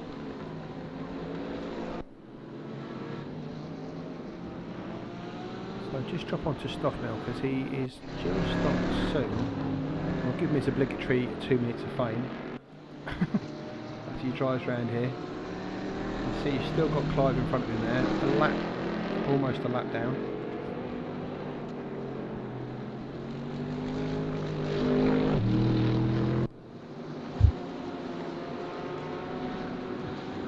Cook recommends a fantastic pass up through turn 6 on Deliver. Is that? No, that's not. Oh, that's Peck coming through back. Sorry, that's my bad. That's Peck coming through on blue flags. My bad. I'd say 30 seconds so that's not quite right. Deliver not managing to capitalise on that lapping to get past Camaletto. So Grasmich here in third. He's got Dor about 3 seconds behind, and he can just see him come onto the start finish straight there. And they're 20 seconds behind Arella, who has made his stop, but he's a long way back behind Stoffmill, who's yet to stop. So Stoffmill way out in front. Arella, Grasmich, Dor, Britton, who we've seen make a couple of errors, just cost him a lot today, down in 5th. Nigel Wood yet to stop in 6th. Sorry, bud. Butler's just made an issue as well. Had a bit of a spin. He's now dropping behind the battle of Camaletto and Deliver. I believe Filling was ahead of them. No, Filling was too far ahead. Yeah, dropped behind Camaletto and Deliver. So Stoffmill and Wood have both pitted now, mate. They're both in the pit. So that's the last two to make them. So no worries about people missing their stops. Well, unless, like you say, has a little bit of a fluff and forgets to check their tyres or doesn't put enough fuel in. There's minimal things that can go wrong at a pit stop. Smanovic there just getting past Dimitrov for 11th position. So Romania's up to 11th. Decent comeback here from Romania. Another one who'll be kicking himself for mistakes he's made.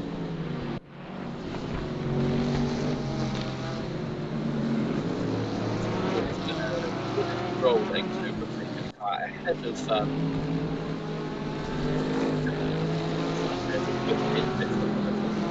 ahead of Roman, 5 or 6 seconds.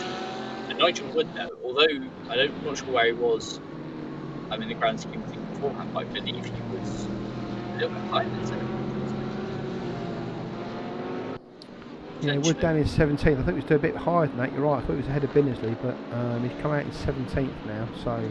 Big load for yeah.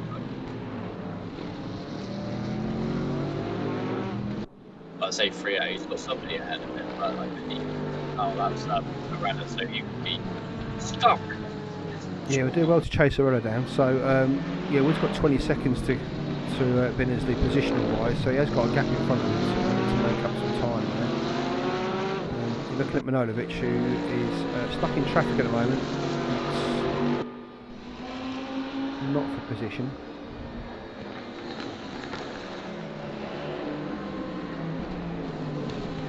Yeah, everybody who's still running having completed their mandatory pit stops. So when that timer cuts down to 25 minutes in the next kind of 10 minutes or so, we'll see all those disappear. I don't think we'll see penalties. Those flash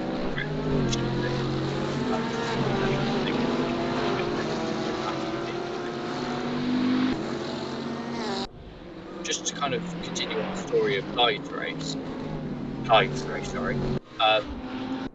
Currently chasing down Fillingham, who obviously is a lap car, but making up some time to Dora and Alexander. Only 6 seconds now the gap, so down 3 or 4 seconds what it was when he first had that incident. Arella's last lap with new tyres on 1:43.6. That compares to Grasmich, who was a 1:44.3, Dora 1:44.1, and Britton a 1:44.4. So they're all there or thereabouts. Kai watching here, Fabian Geeds is 1:44.6 last time round. Metcalf just behind him, who's lost that place in the pits.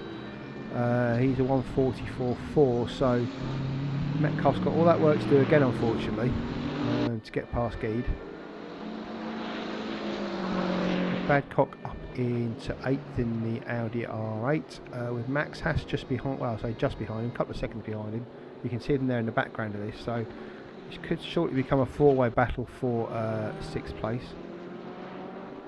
And so Guide's got some pace today, but he's obviously got 2 tenths against everybody else because they all just seem to just catch and sit on his backside. So I'm sure Fabian's driving the pants off that BMW, but he just needs to find a couple more tenths just to keep the gap to Metcalf, because once you start, as soon as you start defending, you start losing time. So that would mean the Audis will catch the 2 of them. So Fabian can just keep this together now.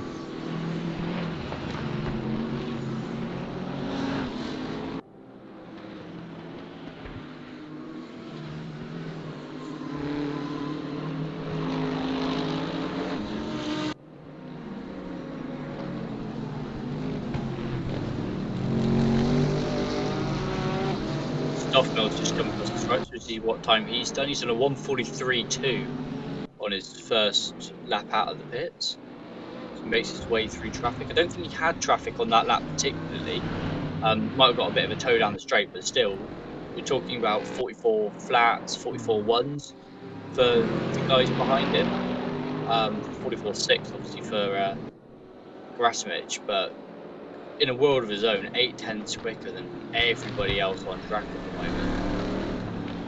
It shows you just how good that guy is on his day. I say on his day, every day is his day, but well, Arena's pulled a couple of seconds. He was about 12 seconds or so as he went in for the pit stop. So Arena's pulled about 5 seconds backward in there. Now the gap's just 7 seconds. Just 7 seconds. Only 7 seconds. Only 8 seconds. Which might as well be a whole planet if you're talking about the difference between Stoffmill. But still, it's still 7 seconds that Arena's got to pull back on him. Grasmich well back in 3rd in 21 seconds behind that battle. Britain's still trying to get back up to the back end of that battle after losing it on the on turn 13 and 14. You saw Guide, Metcalf again getting up close to him as the 2 Audis following him down the straight. It's probably the closest battle on track at the moment here between Guide and Metcalf.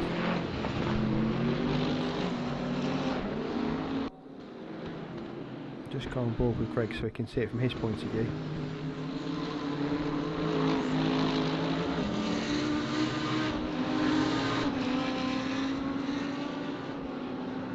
See the gaps just hovering around a second as they go through the infield. Car's pretty well matched around here. M6 and the Mercedes AMG.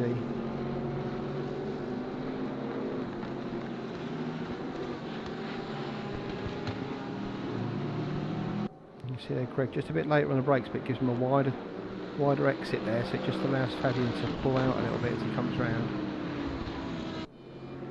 Tight through there, tight through here, and tight onto the main straight, then it's foot down, away you go. Good exit there from Greg. You can see it's now 7 tenths, and just getting this slipstream of Guide. Looks like he's just a bit too far away, that BMW just pulling away from him. You can see the gap staying pretty constant at 7 tenths. Hard on the brakes from Guide as he comes into turn 1. You can see the car just twitch as he pulls in. And these two have got to watch out. If they start battling a bit much, you might see the Audi duo of Bad Haas Racing coming and joining them in this one. Bad Cop being in charge of those two, so has to be creeping up on his head a little bit. You see them now coming through, going into turn 6.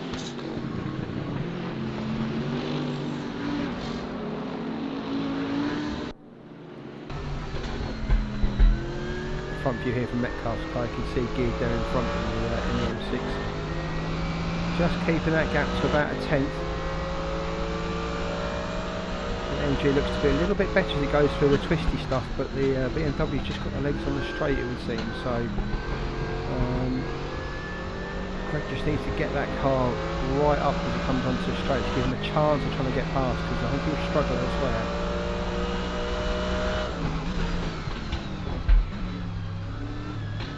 Sorry, I've just been reading the Discord chat and realised why we've got a couple of those retirements. Tankenen's saying that he wants to forget this race really quickly. Hard liquor, good way of doing that. Also, like, drink responsibly. All hardware went haywire this week. Wheel came loose on the formation lap, which is why he went off during that. Picked that up. Maybe that's why there was a bit of a gap near the back, so maybe that was why. He apologises for messing that up. He tried to fix it in the race, but it wasn't really possible. Probably should have gone into the pits to try and fix it, but it just got too bad and quit the race. And Pavlicek, great line from Pavlicek there. Well, that's awesome. Go on, I'll let you read it. Yeah, putting the you won't think too many credits in the car. He said he doesn't know if the Porsche is that bad or if he's bad in the Porsche. That's brilliant.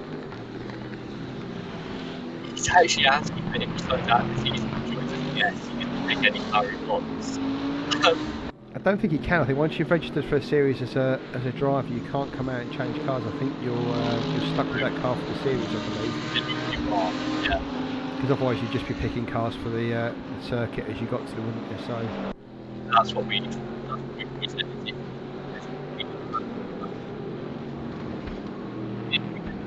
Yes, and you get like every 3 or 4, like every couple of races or whatever you're available when you get you have to stick the same car for a week. Otherwise you'd never have anybody sign up full time, would you? Everybody was signing up for the gas and just take advantage of it. yeah.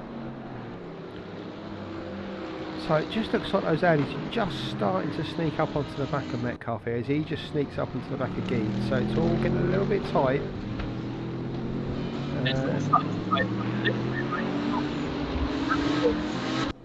Just hopping around the second line with some potential back with Metcalf and Haas now well onto the back of Badcock, but obviously those two joining that and making that a bit of a foursome going on. We've got Deliver and Camaletto fighting further on down. We've got in front of them on track position. We've got Albertini to Baron fighting. There's 2, 3, 4 battle packs for actually we just had a spin through a little bit to Camaletto now showing it a couple of seconds up ahead. So Jack not slow, so don't think he was at fault there particularly. Stopping up going around the pair of them. Decent race from Albertine today. Just had that spin early, unfortunately. It's just cost him a few places, but doing alright here, up in 14th. Taverna just behind him in 15th here. As we said, first race for RRLeagues and the GT3s today. It's showing well. A few mistakes, but that's to be expected first race. So I do like the livery on that car as well. It's very nice. Just noticed coming out of turn 8, as the Hassman on the inside of Bangkok, and a little weave as he came out. Not tanked back or anything like that, just a gentle weave. I think that was not necessarily team orders, but Bangkok realising this guy's catching me, the teammate, there's points away from that between the two of us particularly. Don't even really have those in the driver's standing. So yeah, Haas has just jumped Bangkok, like you said. Yeah, I think that was a little, not team orders as such, but a little bit of teammates playing friends. Well, to be fair, if Badcock can tag onto the back of Haas's pace and get up to the back of Metcalf, then why not? Probably what he's thinking. That's why he's checking as well. We've got Badcock driving the championship and Haas. And there is about 56 points difference between 8 and 9 places at the end of the race. So it's definitely very good. You can make that a format up backwards. I think you must do your USB on your mic again, mate.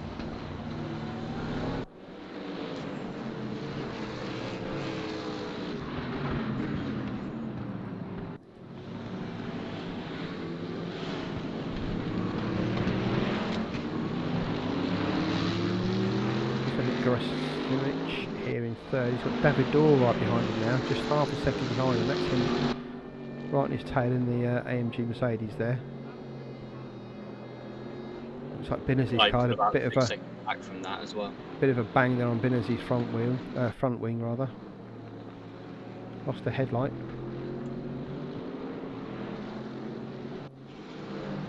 So you've got this battle here for third and fourth. Gede's got Metcalf right behind him again still. Haas and Badcock following that, just waiting for any mistakes between the two of them. So it's starting to close off a bit. Dimitriev's got Mike White right behind him. You saw Albertini and Vernon fighting. Binnersley and Moller fighting. And Camaletto and Deliver are fighting. So it's getting a bit hairy again now. It's good to see. It happens in these kind of single class, slightly longer format racing. Is these gaps ebb and flow, and eventually they all start very tightly, very close together, and then over the course of 100 minutes or so, or obviously about 75 minutes, they all stretch out, and then they all start to creep back together again. And there's this really weird clumping effect that goes on throughout the grid, where you go, we were sat here, about 20 minutes ago, and I don't know about you, I was finding things hard to say because everybody had about 5 seconds between them. Exactly. Going on.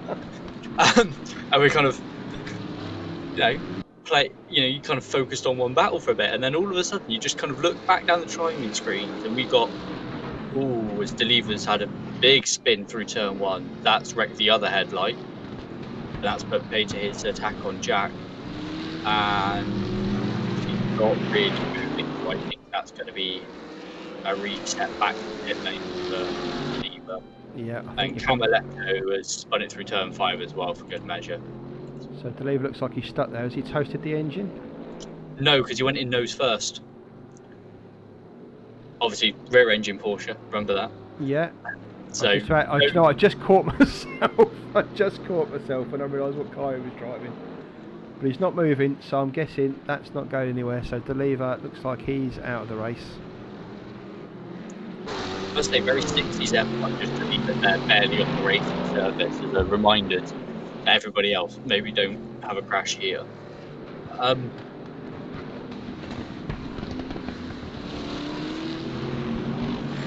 Grasmick's just put a little bit of a gap out on Dorr here, so when they went through the back markers, I think Dorr just got caught up a little bit in it, but he's lost about half a second there on Grasmick, so time for Alexander just to pull out a little bit here.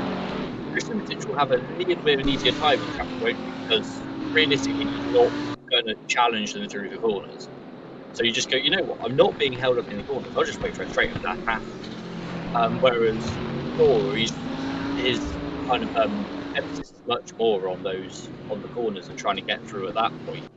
So if he gets held up there, he really gets held up. Actually, I got a big drop, but I've just had it flash up on my screen that has now within a second of Metcalf, who obviously is firmly planted on the tail of Gede. He is. The gap still hovering around a second to half a second, has been for some laps now, so what tends to happen is you tend to drive to the car in front's pace because you've been there for so long, and you forget all the places where you had your speed. So hopefully Greg, if he has still got the pace to get past Fabian there, you can see he's a lot closer to this lap, can work out exactly where to put the car and place it to get past Fabian, but Gede's no mug here. Right, just to keep the story, Deliver is now in the pits, retired. He has retired. So Deliver at the race, down to 23 now. Deliver, Moorman, Kennans and Pavlicek. We heard the Kennans and Pavlicek. We had nothing through from Moorman yet as to why he's out. We saw Deliver while he was out. Big shunt into Dorr at turn 1. Moorman, I think we caught, didn't we? I think he had an incident with Deliver, Butler, somebody down that end of the grid sort of thing. He had an incident with somebody. Oh no, was it Binnersley? Might be Binnersley. So Hack's now right up on the back of Metcalf. Good decision from Badcock to let him through there, because you can see this is now a three-way battle for 6 now with Gede, Metcalf and Haas. Badcock has been dropped though, so and has now got Petr Peck right in his tail. So Petr Peck again showing that late race speed. It's Peck and Haas. Every race we seem to be doing this. With 25 minutes to go, it's always Peck and Haas that are making the moves. If you just qualified. Haas always qualifies pretty well, has an incident, and then makes his way through.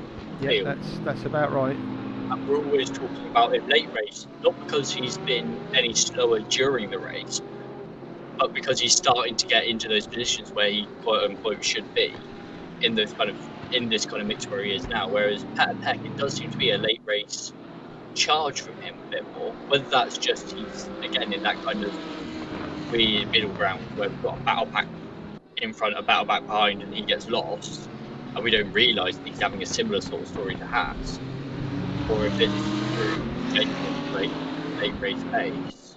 But just coming through now, he's just last lap. They're just about to come across the stripe, so I'll correct myself in a sec. But a couple of tenths between them on the last lap. Behind Stoffmill, these guys are the fastest cars on track at the moment, so they're obviously pushing each other along. 45.8 for Badcock and a 44.3 for Peck. So that would suggest that Badcock's had a little bit of an incident on that last lap somewhere, which would bring that gap right down, which would make sense. Actually doing what On board with Greg Metcalf, he's got Max Hash right at his tail now. Oh, sorry, big contact through turn 1 as Wyatt collects Dimitriev. Is it Dimitriev, yeah?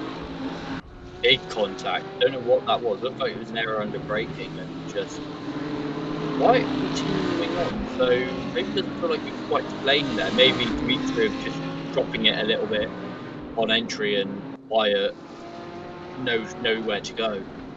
Certainly looked like that. Didn't look like the initial spin didn't look like contact, but at that point, we've seen a couple of a couple of drivers go off at turn 1, so wouldn't surprise me if Dimitriev has dropped it there. Yeah, completely possible, especially with that, with the way the. And the last thing you want to be doing from Wyatt's point of view is to take avoiding action turn 1, because that'll mean you'll be going off somewhere as well. So, might obviously not had much of a chance to go anywhere. He was flashing a red on the timing screen, so he was within like 2 or 3 tenths. There's no way he could have gone. And you're so committed to turn 1. I don't think it was completely out of the 0 maybe on Wyatt there for hitting him. Nothing to do there. Right, so you can throw a blanket over these three now. Geed, Metcalf, Haas. Come down into turn 1. Geed's looked pretty sound through there most of the race. Metcalf looks racy through 2 and 3, but he always seems to lose about half a second, a couple of tenths at least to Geed through there. Even if he's looking racier, Geed's just obviously got a better line and more speed through turn 1. Geed's out there, Metcalf, Haas right on his tail again.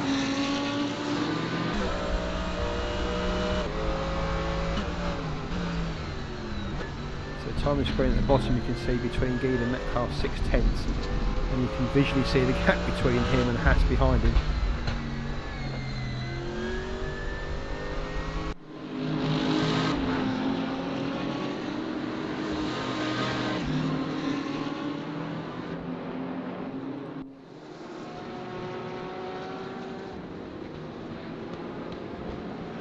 Just looking out front, Stoffmill put in last lap a 1:43.7.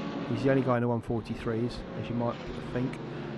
15 seconds now over Arella, so we did say as they come out of the pits Arella had a chance, but as Haas looks on the outside here of Metcalf, no, just looking for a different line, swoop back on the inside. Yeah, just those to mind, not too long ago, Badcock having a bit of a torrid lap last lap, but now at 1:44.6, 1:44.4 his best, so back on the pace. Yeah, again, that's a good lap from Badcock there. So yeah, if these three carry on, he could quite well find himself on the back of this as well. Exactly, the guys in front of him are doing 45.1, 45.3, 45.3. So, like we say, like 45.4 for Geed, 45.3 for Metcalf, 45.3 again for Haas. Just see where Badcock is on track. Just coming out of. Yeah, just coming through turn 1 as well, so he was on a 44.8. So catching those guys by about 4 tenths. I don't know if you remember, about 10 laps ago we had Albertini and Taverlin straight behind him. That's not changed.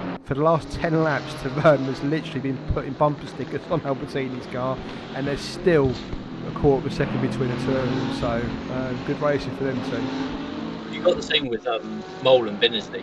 Yeah. Those two as well have just been sat on each other's tail now. Mole has been sat on Binnersley's tail. I'm sure it's very flat up. I'm sure by the end of this, you'll be able to tell us exactly what hexacode that orange is. On the back of Binnersley's machine. He's been looking at it. We'll drop onto those battles, but unfortunately at the moment this is too exciting to watch between these three because anything can happen. Especially with Haas's pace. You can see Badcock, you're right there, he's really getting onto the back of these two now, these three rather, sorry. So, which is what made me think that he was a couple of seconds behind, second and a half behind, and then he dropped back to Pet, and then was back up with it again. So well, he's dragging Peck along. If you can just see in the background there, you'll see Badcock, and then you can see Peck in that black and yellow BMW. So what becomes a three-way at the moment, if Guy keeps holding these two up, it could become a five-way battle with Peck. And Manojlovic behind them making really good ground. He's only 7 seconds behind. He's pulled a 14-second lead out on Wyatt. So mostly Wyatt had that incident in turn one, as we saw, or as we heard. So don't just write Manojlovic out of this, yes, but these three, soon to be five, I would think. 15 minutes left on the clock. This is where it's going to happen at the end of the race. I personally think Manojlovic is the but yeah, I get your point that Dean Metcalf has probably Badcock, probably Peck. I think if Badcock makes it, Peck will. I think there's enough between those two and they'll get held up. Badcock will get held up in that train that Peck will join them. But yeah, I think you're looking at a five-way like that. Probably in the last 10 minutes ago. As I'm just watching this, I'm watching the battle between Albertini and Tavarin. Very, very fair between the two of them. Tavarin's about the last 3 laps had it up the inside at turn one, just shown him the nose, just realised I've not got the overlap here, back out of it. Stuck with him through the I'll just go on board quickly to just give him a little bit of TV time because it has been a really, really close battle between the two of them. You can see Tavarin there, just letting Albertini know he's there, as if he didn't know.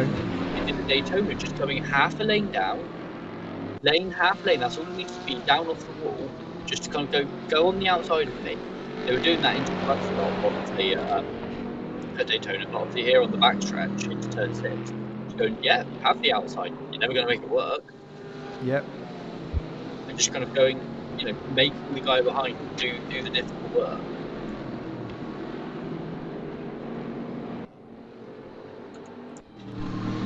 Still the same up here with Guide, Metcalf and Haas.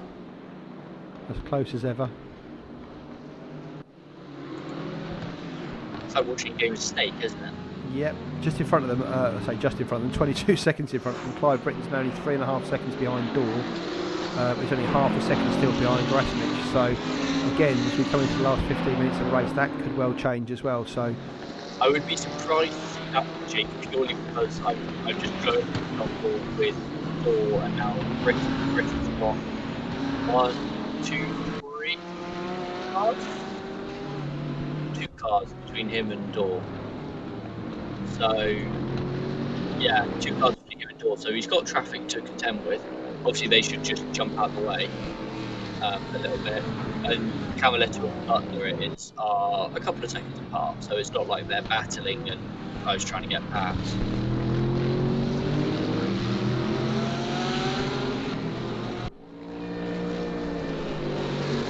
Grasnich there with Dorr just behind him. If you look in the background, you'll see Clive Britton in the blue and yellow. There we go, blue and turquoise BMW.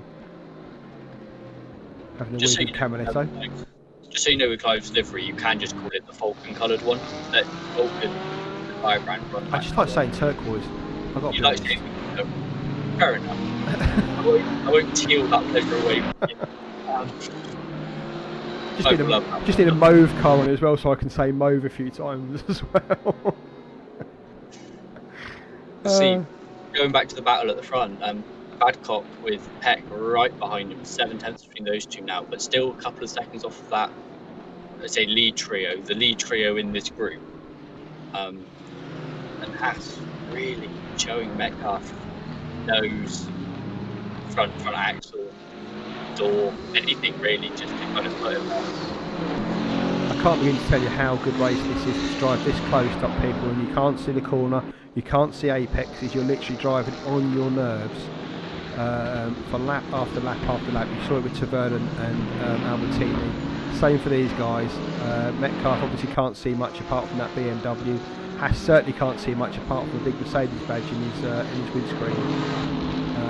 This is stressful driving, and to do it to this level is it takes some skill. So the fact that in front of them, just getting the massive flash lead, just going that what you see one BMW, what you don't realise is I've got a whole flipping freight train behind me. We've been coming since Siberia, mate. You need to get out of the way. Meanwhile, Peck's on the inside on the radio saying, "Hold these guys up for us, will you?" Yeah. No, of course not. That would never happen. Not here. At RRLeagues. No chance. And again, Binnesley and Mole. Mole was probably, let's say, 6th back to the Mercedes match. You can't out there 6th Mercedes or a BMW match.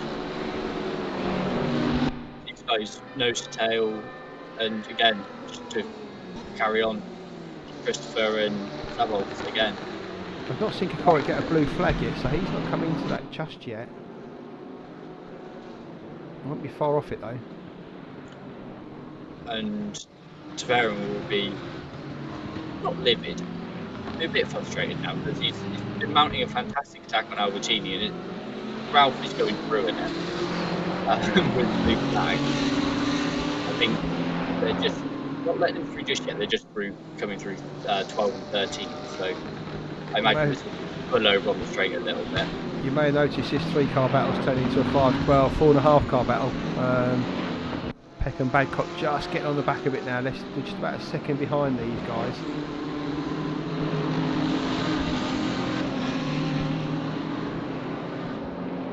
Have we got any stewards here? I've yet to see a flag wave, let alone a blue one. Yeah, they're definitely here. They're social distancing. So that could be it. That could. Oh, I think that was. Kokorek just dropped the wheel onto the grass there. It wasn't as bad as it looked. Just kicked up some dust.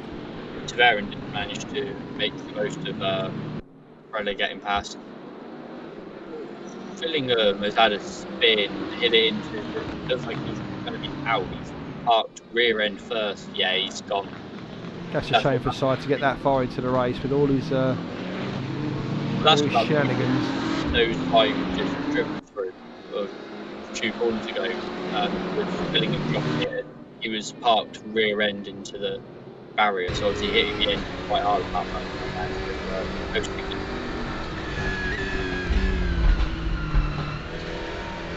Great shot that is there. You can see Metcalf, Haas right behind him.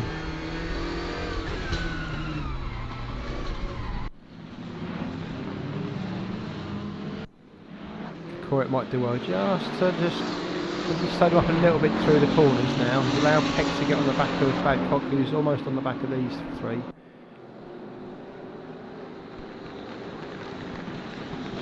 Correct's that really funny spot where, because of the fast car, actually needed an edge of the car. There we go, he lets him through. You've almost got to do the kind of F1 jump out of the way sort of technique to make it happen. Peck right up behind Bangkok now. After that, not quite showing the nose there into that turn, but so his teammate served him well there, Peck. He's now right on the back of Badcock, who's almost staying on the back of these three. About to get into a 5-way battle. Okay, he just picked the pace up a little bit here. Last lap through is a 1:44.9. So 1:45.4 last time through. My apologies. And all behind him, all well, as you can see, all the times are the same because they're all right behind him. So Clive has just gone through on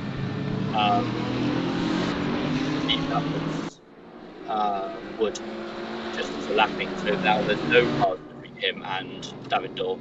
Clive would be a little bit remiss about that. He came out of the final turn with Wood quite a distance in front of him, and Wood doing a very good job to just get out of the way as soon as possible. But I think Clive would have been hoping for a little bit of a toe down the straight, if I'm honest, as he does a bit of a reverse entry into turn 6.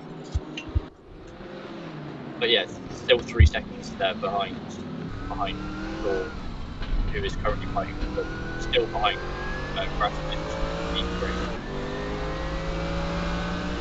One with Greg Metcalf here, Max Haas right behind him, we just sees he drop down. I said earlier we gave Greg some time because he said about that's not catching every single battle going. Peck has just had a little bit of a spin there coming out of First sign of a mistake there for Metcalf. Well, mistake, half an error. He just opened the door a little bit there for Haas on the inside. He obviously had pace to carry through the corner, but Haas just for a second smelt an opening. It was soon closed, but it's the first sort of crack I've seen in Metcalf so far. More dust kicked up on that corner. You can see that. I think that's James Butler just getting out of the way of this battle. That is Butler, yeah. Peck's dropped right back there, so I don't know if he's had an error there. Yeah, he had a slight issue coming through turns 6 and 7 by the looks of it. That's a shame. And looped it a little bit and just probably pushing too hard a little bit, looped it and just dropped off the back of this group, unfortunately. So frustrations will be rife. 5 minutes to go. Geed, Metcalf, Haas, Badcock. They're 26 seconds behind Britain, who's 2.5 seconds behind Daw and Grasmich for the last place on the podium. Obviously, first place goes to Stoffmill. Lorella's pulled about a couple of seconds back on Mike, but I'm sure that's Mike just taking it easy, saving an engine. Hash trying all manner of different lines here just to unsettle Metcalf. A lot closer down the well, a lot closer. It's about as close as it's been. Just don't think Max has got the braking into this corner to be able to make a move on him. Like I was saying, with turn 7 being the way it is, you're going to want to carry as much speed as possible through turn 6. So you are braking obviously through there, and you are braking quite a bit, but there's not really the line to make it up the inside and then round 7 as well. Unless you want to be run well out of room through turn 7, then you've got no hope in hell of keeping it on the inside for turn 8. So that sequence of turns not really lending itself to an overtaking opportunity, sadly.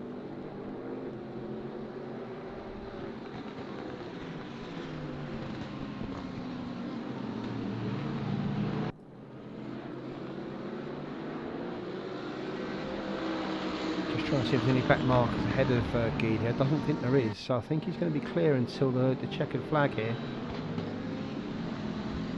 I will just make note as well, I like the fact that on the back of the Mercedes of Metcalf you've got the number 2. I really like that.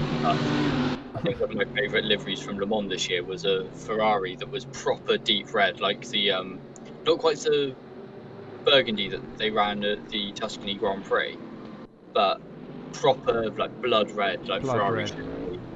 And as well as obviously having the big sticker on the side that says, the number that they are. I think it was number 61. Obviously, like the official WEC number plate had a big old rounder on the side, big black circle filled with white, big number 61 in there. You knew exactly what they were. Really good to see that kind of retro style. I imagine that one on the I looked at the number plate on the number 2 car, the orange car there. I think that number 2 is mandated, and they use that over in. They use a similar style over in but it's still nice to see that kind of tradition, that kind of retro on the livery. A little bit retro. Correct has come up behind Butler now as well. Oh, Taverin has passed Albertini. I didn't see how that happened. And now that he is past, he's stretching his legs a little bit, but finally getting that move done. Mole still behind Vinsley, and Kukrek now tucked up behind. We saw James Butler just let these guys through earlier, so Kokorik's just made the use of that and just left himself about second behind Butler. The battle for 20th down there. 22 runners. Kendall bringing up the rear. Oh, doesn't quite make the use of Echo. Oh, does make the use of going on the inside. That was a little bit sketchy. Now Butler on the inside coming out of the final turn. And they're banging. Oh, hard into the wall for Butler on the outside of turn 14. That's a big hit for him. Oh, you'd be worried if this was real life. You'd be worried. You'd be really worried, and that would be Butler resetting back to the pits. No, he's still going. That Porsche's made a sterner stuff. Yeah, no. In real life, you'd be red flagging the race right now. Yeah. That would not be. No. Badcock, way down, gone past. Heck now, drop. Yeah, I think Padcock made a mistake, just let Peck through. He was right up close to these guys. He just dropped back about 2 seconds, then he's dropped back obviously another 5 or 6 now. So, gone back to a three-way battle. Butler now having a spin through turn 3, so I think that is. I think the only reason he is carrying on is because this will be the last lap now with soft bidders on. Yeah. So. Where is Stoffman as he comes round? Continuing for the sake of saying he's done it, if you get what I mean. Like, you've only got 1 lap to do. You might as well carry it on. You don't want to retire right now, do you? No. You want so to do time's up. Stoffman just coming around. Sorry, mate. I keep over talking you. Sorry. That's all right. If you want to do our traditional stopwatch for the final lap, then I'll keep an eye on the battle just in case anything happens.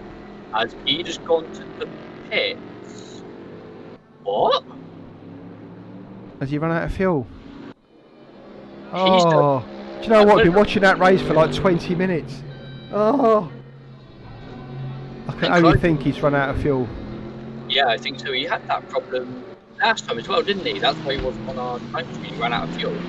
Were they just trying to be a bit cheeky on fuel? And because Race Room, as well as allowing you to set the things, does have a thing for like safe or doesn't it? Maybe using the risky, just using a bit much. He's obviously just trying to fight off the car. Anyway, Stoffmill, 4 from 4. He's led every single lap of this series. That's about the only mistake he's made there as he crosses the line, and that's the AI doing it anyway. So, fantastic. I literally run out of words for this guy. Nicest bloke you could possibly want to meet. Would like to help everybody. He wants to make everybody as good as him so he can get a race in. But honestly, superlative performance again from Stoffmill.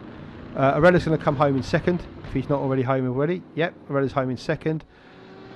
Then you've got the battle here from Grasimic, Door. Clive's just caught the back of this now as he come onto the final straight. But it looks like Alexander's going to take the last step on the podium. He does. Great performance from Alexander in the Ford GT. Door and Clive Britton. The AI clearly not liking that BMW. Yeah. I don't know why it does it. You'd think that'd be one thing they'd fix, wouldn't you? But there you go. They don't have to, do they? Let's face it, like, you don't have to fix that. It just ruins the game. It just looks shite. But anyway. Greg Metcalf, he's managed to hold off Max Haas for so long. Haas is dropped down, but he's not going to do it. Greg Metcalf takes 6th position from Max Haas. Good race from Greg there. Great comeback from Max. Just wonder what he could have done if he hadn't have made that error. Benestini being pulled to the line. Albertini is in pits. That might be because of accidents. I don't know. Have we got final standing somewhere? They're still going. Milanovic is just going to come home here for 10th position. And I think that'll be it. And I think everyone else has been lapped up to that point. So yes, I believe so. So I believe this will be it. There we go. So there's your winner, as always. Mike Stoffmill gets the 3 cherries again. Fastest lap race winner and pole position. Arella comes home in second. Decent race from Ralph. 14 seconds in the end between him and Mike. Alexander Gerasimic in third. Takes the final step on the podium. Good race from him again in that GT. Dorr, Britton and Metcalf. We saw Dorr and Britton. Door all over the back of Alexander at the start of, well, most of the race to be fair. Britain too many mistakes today to be a contender, but a decent race to finish in 5th. Fantastic job from Greg Metcalf holding off a stunning comeback drive from Max Haas there in 7th.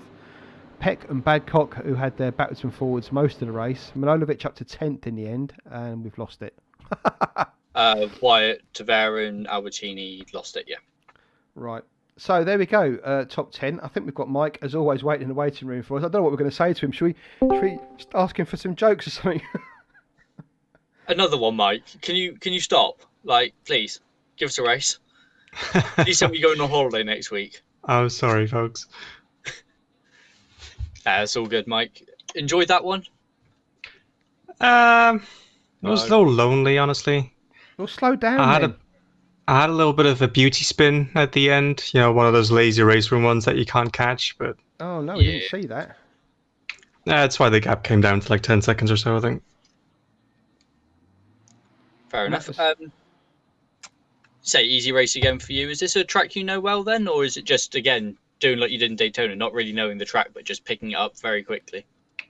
I hadn't raced it in GT3 before. I think it's mainly a track that's chosen for DTM, I think, and it's then usually the DTM course, not the Grand Prix one. So it's like the last couple of corners are a little bit different, or no, the middle section is a little bit different, I think. They did an update, didn't they, recently on Lausitzring? Race Room did. They brought it up to the 2020 spec because the I believe on the old spec as well, the pit lane was off of turn 14, whereas now it's back at turn 12. We saw a couple of guys getting caught out by that. Did you practice that, or were you just very careful into there, knowing that you had that leeway? I did a couple practice runs in practice, like 3 or so. It's pretty easy to pick up because the pit limiter is not until you're like on the start-finish straight, actually. Yeah. And then you just need to figure out the braking point for the little chicane before.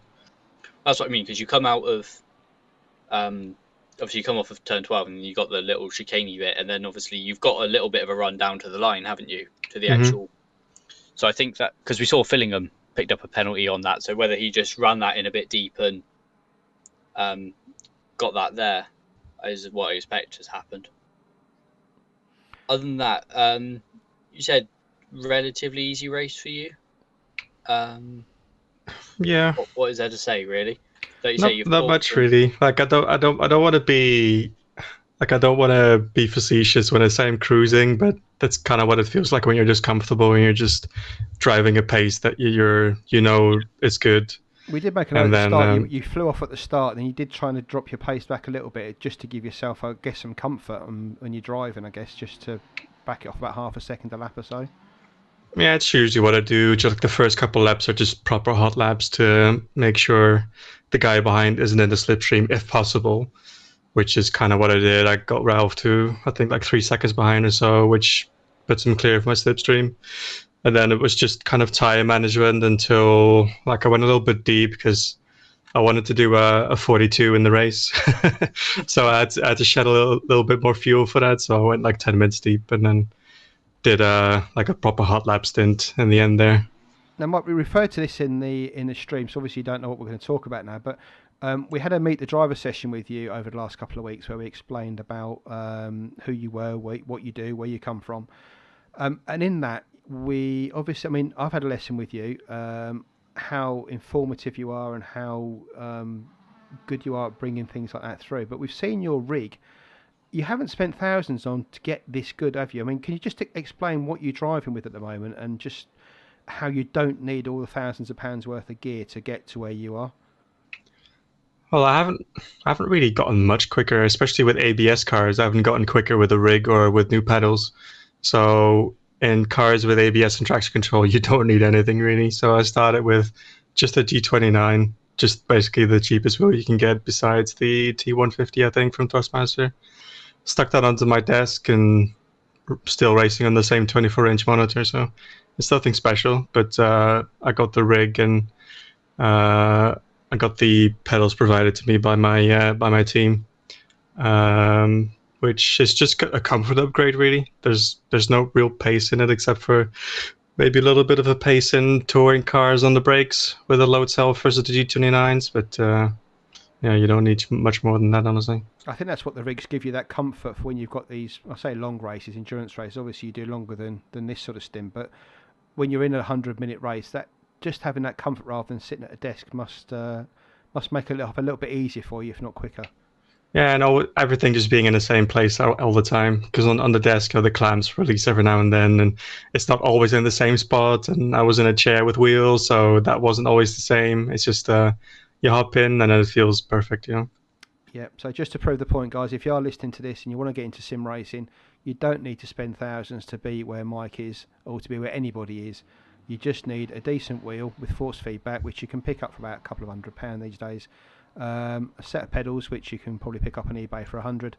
And somewhere, the most important thing I think is probably your seating position, because if you can keep that secure and keep, as Mike said, keep your wheel secure on your desk or wherever you've got it mounted, you can literally start doing this for under £500 with the game as well. Obviously, you've got the PC on top of that, but the actual setup itself, once you've got that PC, you can come racing for less than 500 quid. So, yeah, I just wanted to make that point, Mike, that you don't need all the gear to have an idea. Indeed, you're just buying immersion basically after that, or comfort. Ethan, I think we've got Alexander waiting for us in the waiting room as well. Hello, Alexander. How are you today, mate? Hi, guys. Hey, good race, Alexander. Thank you. I'm fine. Had a decent race tonight. You got helped a little bit by Clive having a couple of spins, I think, though, didn't you? I clipped the wall once out of last turn, but I don't think I have spins. I had spins. No, not this time. No, I think Clive had one. I think he was chasing you down and he had a spin, so just put him back a little bit. I think otherwise you might have had a harder time. Yes, I saw him. That was the best picture in my rear view mirror I would have seen. He was really close, and he definitely had me on pace. But yeah, he did a mistake. You must have been pretty happy as well, because we noticed that you were in. Obviously, you had that incident at the wall coming out of turn 13, and then you just obviously you're behind Clive, but then you actually jumped him in the pits cycle. Did you pit early to do that, or was that a bit of a surprise to you? Yeah, that was the plan. That I decided during the race to go to pits a little bit early. I was stuck behind David for a few laps right before the pits, and I thought I had like a little bit more pace than him, so I pitted early, and it worked out beautifully. Good to hear. You've really got that Ford GT singing on these tracks. Is it going to be just these tracks you've got it on, or do you think when we start getting into the other twisties, you're going to have the same sort of pace, Alexander? Yeah, I'm actually terrified to see what happens next race at Mount Panorama, because I don't think this car is going to handle really well there. It doesn't like fast turns. On some fast turns where other people go flat out, I need to really lift off to make it. So I expect to lose a lot of time at the second sector in buffers. So that's definitely not going to be as good as the last two. Stoffmill, how are you? Sorry, Mike. Let's call you by your real name, shall we? How do you feel after going into Bathurst next? How do you think the Corvette's going to fare around there? I think it's going to be pretty good. It's not going to be the best across the mountain, but it's going to have the best braking and drive out of the first and last corner. So I don't think you're going to overtake a Corvette there unless the Corvette makes a mistake. Whereas I think a BMW actually struggles quite a lot with drive out of turn 1. So I think people are going to feel that. Whereas we've had pretty kind tracks to BMW, I think Bathurst is going to be a little bit more unkind to it. Fair enough. Yeah, those BMWs have really sort of, along with Alexander's GT, have really benefited over the last couple of races on these super speedways. But I think when we get back into normal courses, I mean, we haven't seen many Porsches up the front, which is a real surprise to me, because normally that's the car that sort of takes the pace, really. But those are really struggling at the moment. It doesn't look like any of the top runners in a Porsche, right? Yeah, no, that's what we're saying. It's normally the Porsche is kind of favoured, isn't it? And at the moment it's not doing so well. I mean, the first Whether race, I we're think Fillingham did a really good. He had a 4th or 5th, I think, in the first race for Simon. Ever since then, he's really struggled. They might do a bit better at Zolder round 6. That might Yeah. be one that I prefer a little bit more. Road America got as the last round is going to be probably again a bit more power orientated. Yeah, Road America's all BMW. The BMW is incredible there. We did, when we were setting up this series, we did try and balance it. We tried to give it 4 slightly more twisty tracks. So you've got, I think Slovakia and Hockenheim came into that, Lausitzring and Zolder. Kind of, you had a couple of balanced circuits, a couple of fast circuits, and a couple of slower circuits. So we should see all the cars making hay a little bit. Obviously, whatever you're driving, Mike, is going to do well. Maybe I say a little bit unfortunate. Maybe just the nature of how this calendar has been built. That we've had a couple of the slightly higher speed tracks where some of those cars have gone. Some of the cars, a bit like the Ford, have gone a bit better. But good to see again. We've got 3 different manufacturers in the top 3, haven't we? With the Ford, the Corvette, and the Mercedes AMG. It's good to see at least an older car racing in the top. Obviously, they're not as quick as the 8X, but it's good to see that a good driver can make it work. Well, they updated it recently again, didn't they? So there's less. I think the latest update there was less of a gap. They brought down that gap between the old gen and the new gen. But yeah, I take your point. There's still a bit of a disparity there. You wouldn't want to take the Z4 round Daytona for sure.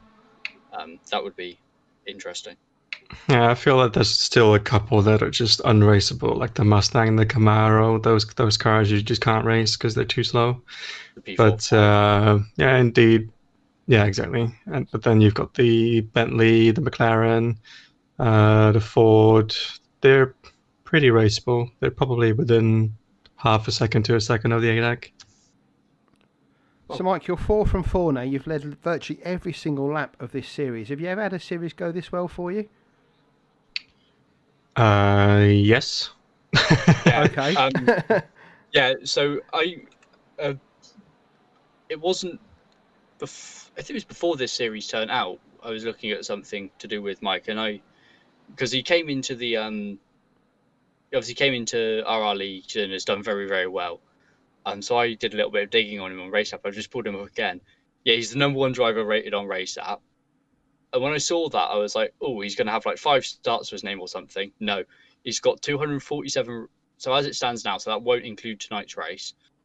247 races, 172 wins, 34 seconds, and 11 thirds. Of 247 races, he spent 239 of them in the top 10, 124 fastest laps, 87 poles, and has only not finished 8 races, which is 3% of the races he's raced in. Mike is quality. I'm guessing those 3 were disconnects then, Mike, yeah? A couple would have been just getting into an accident. I mean, across like 250 races, you're going to get into an accident at some point. But there's, I think, like 2 or 3 disconnects in there, yeah. Well, one of them was Brands in our GT4 league on Wednesday. You actually knew there, didn't you? Yep. Yeah, last week the Alpine was just incredibly difficult around Brands Edge. It didn't feel like it had pace either, and the rear right tire was just losing pressure every lap. So when I got into an incident with Janko Glavac, the pressure just escaped, let's say. Absolutely. Fantastic. Look, Alexander, Mike, thanks again for joining us. Great racing today. Mike, superb as always. Alexander, great racing and great battling there. So thank you both for joining us. Next round, as we say, Mount Panorama in Australia. So a bit of a trek on the old plane to get the cars over there. But 2 weeks, we're back here, Ethan and myself. Join us, Mike, Alexander, and all the other drivers, and we'll see you again, in 2 weeks. Thanks again for joining us. Thank you. Thank you, guys. See you.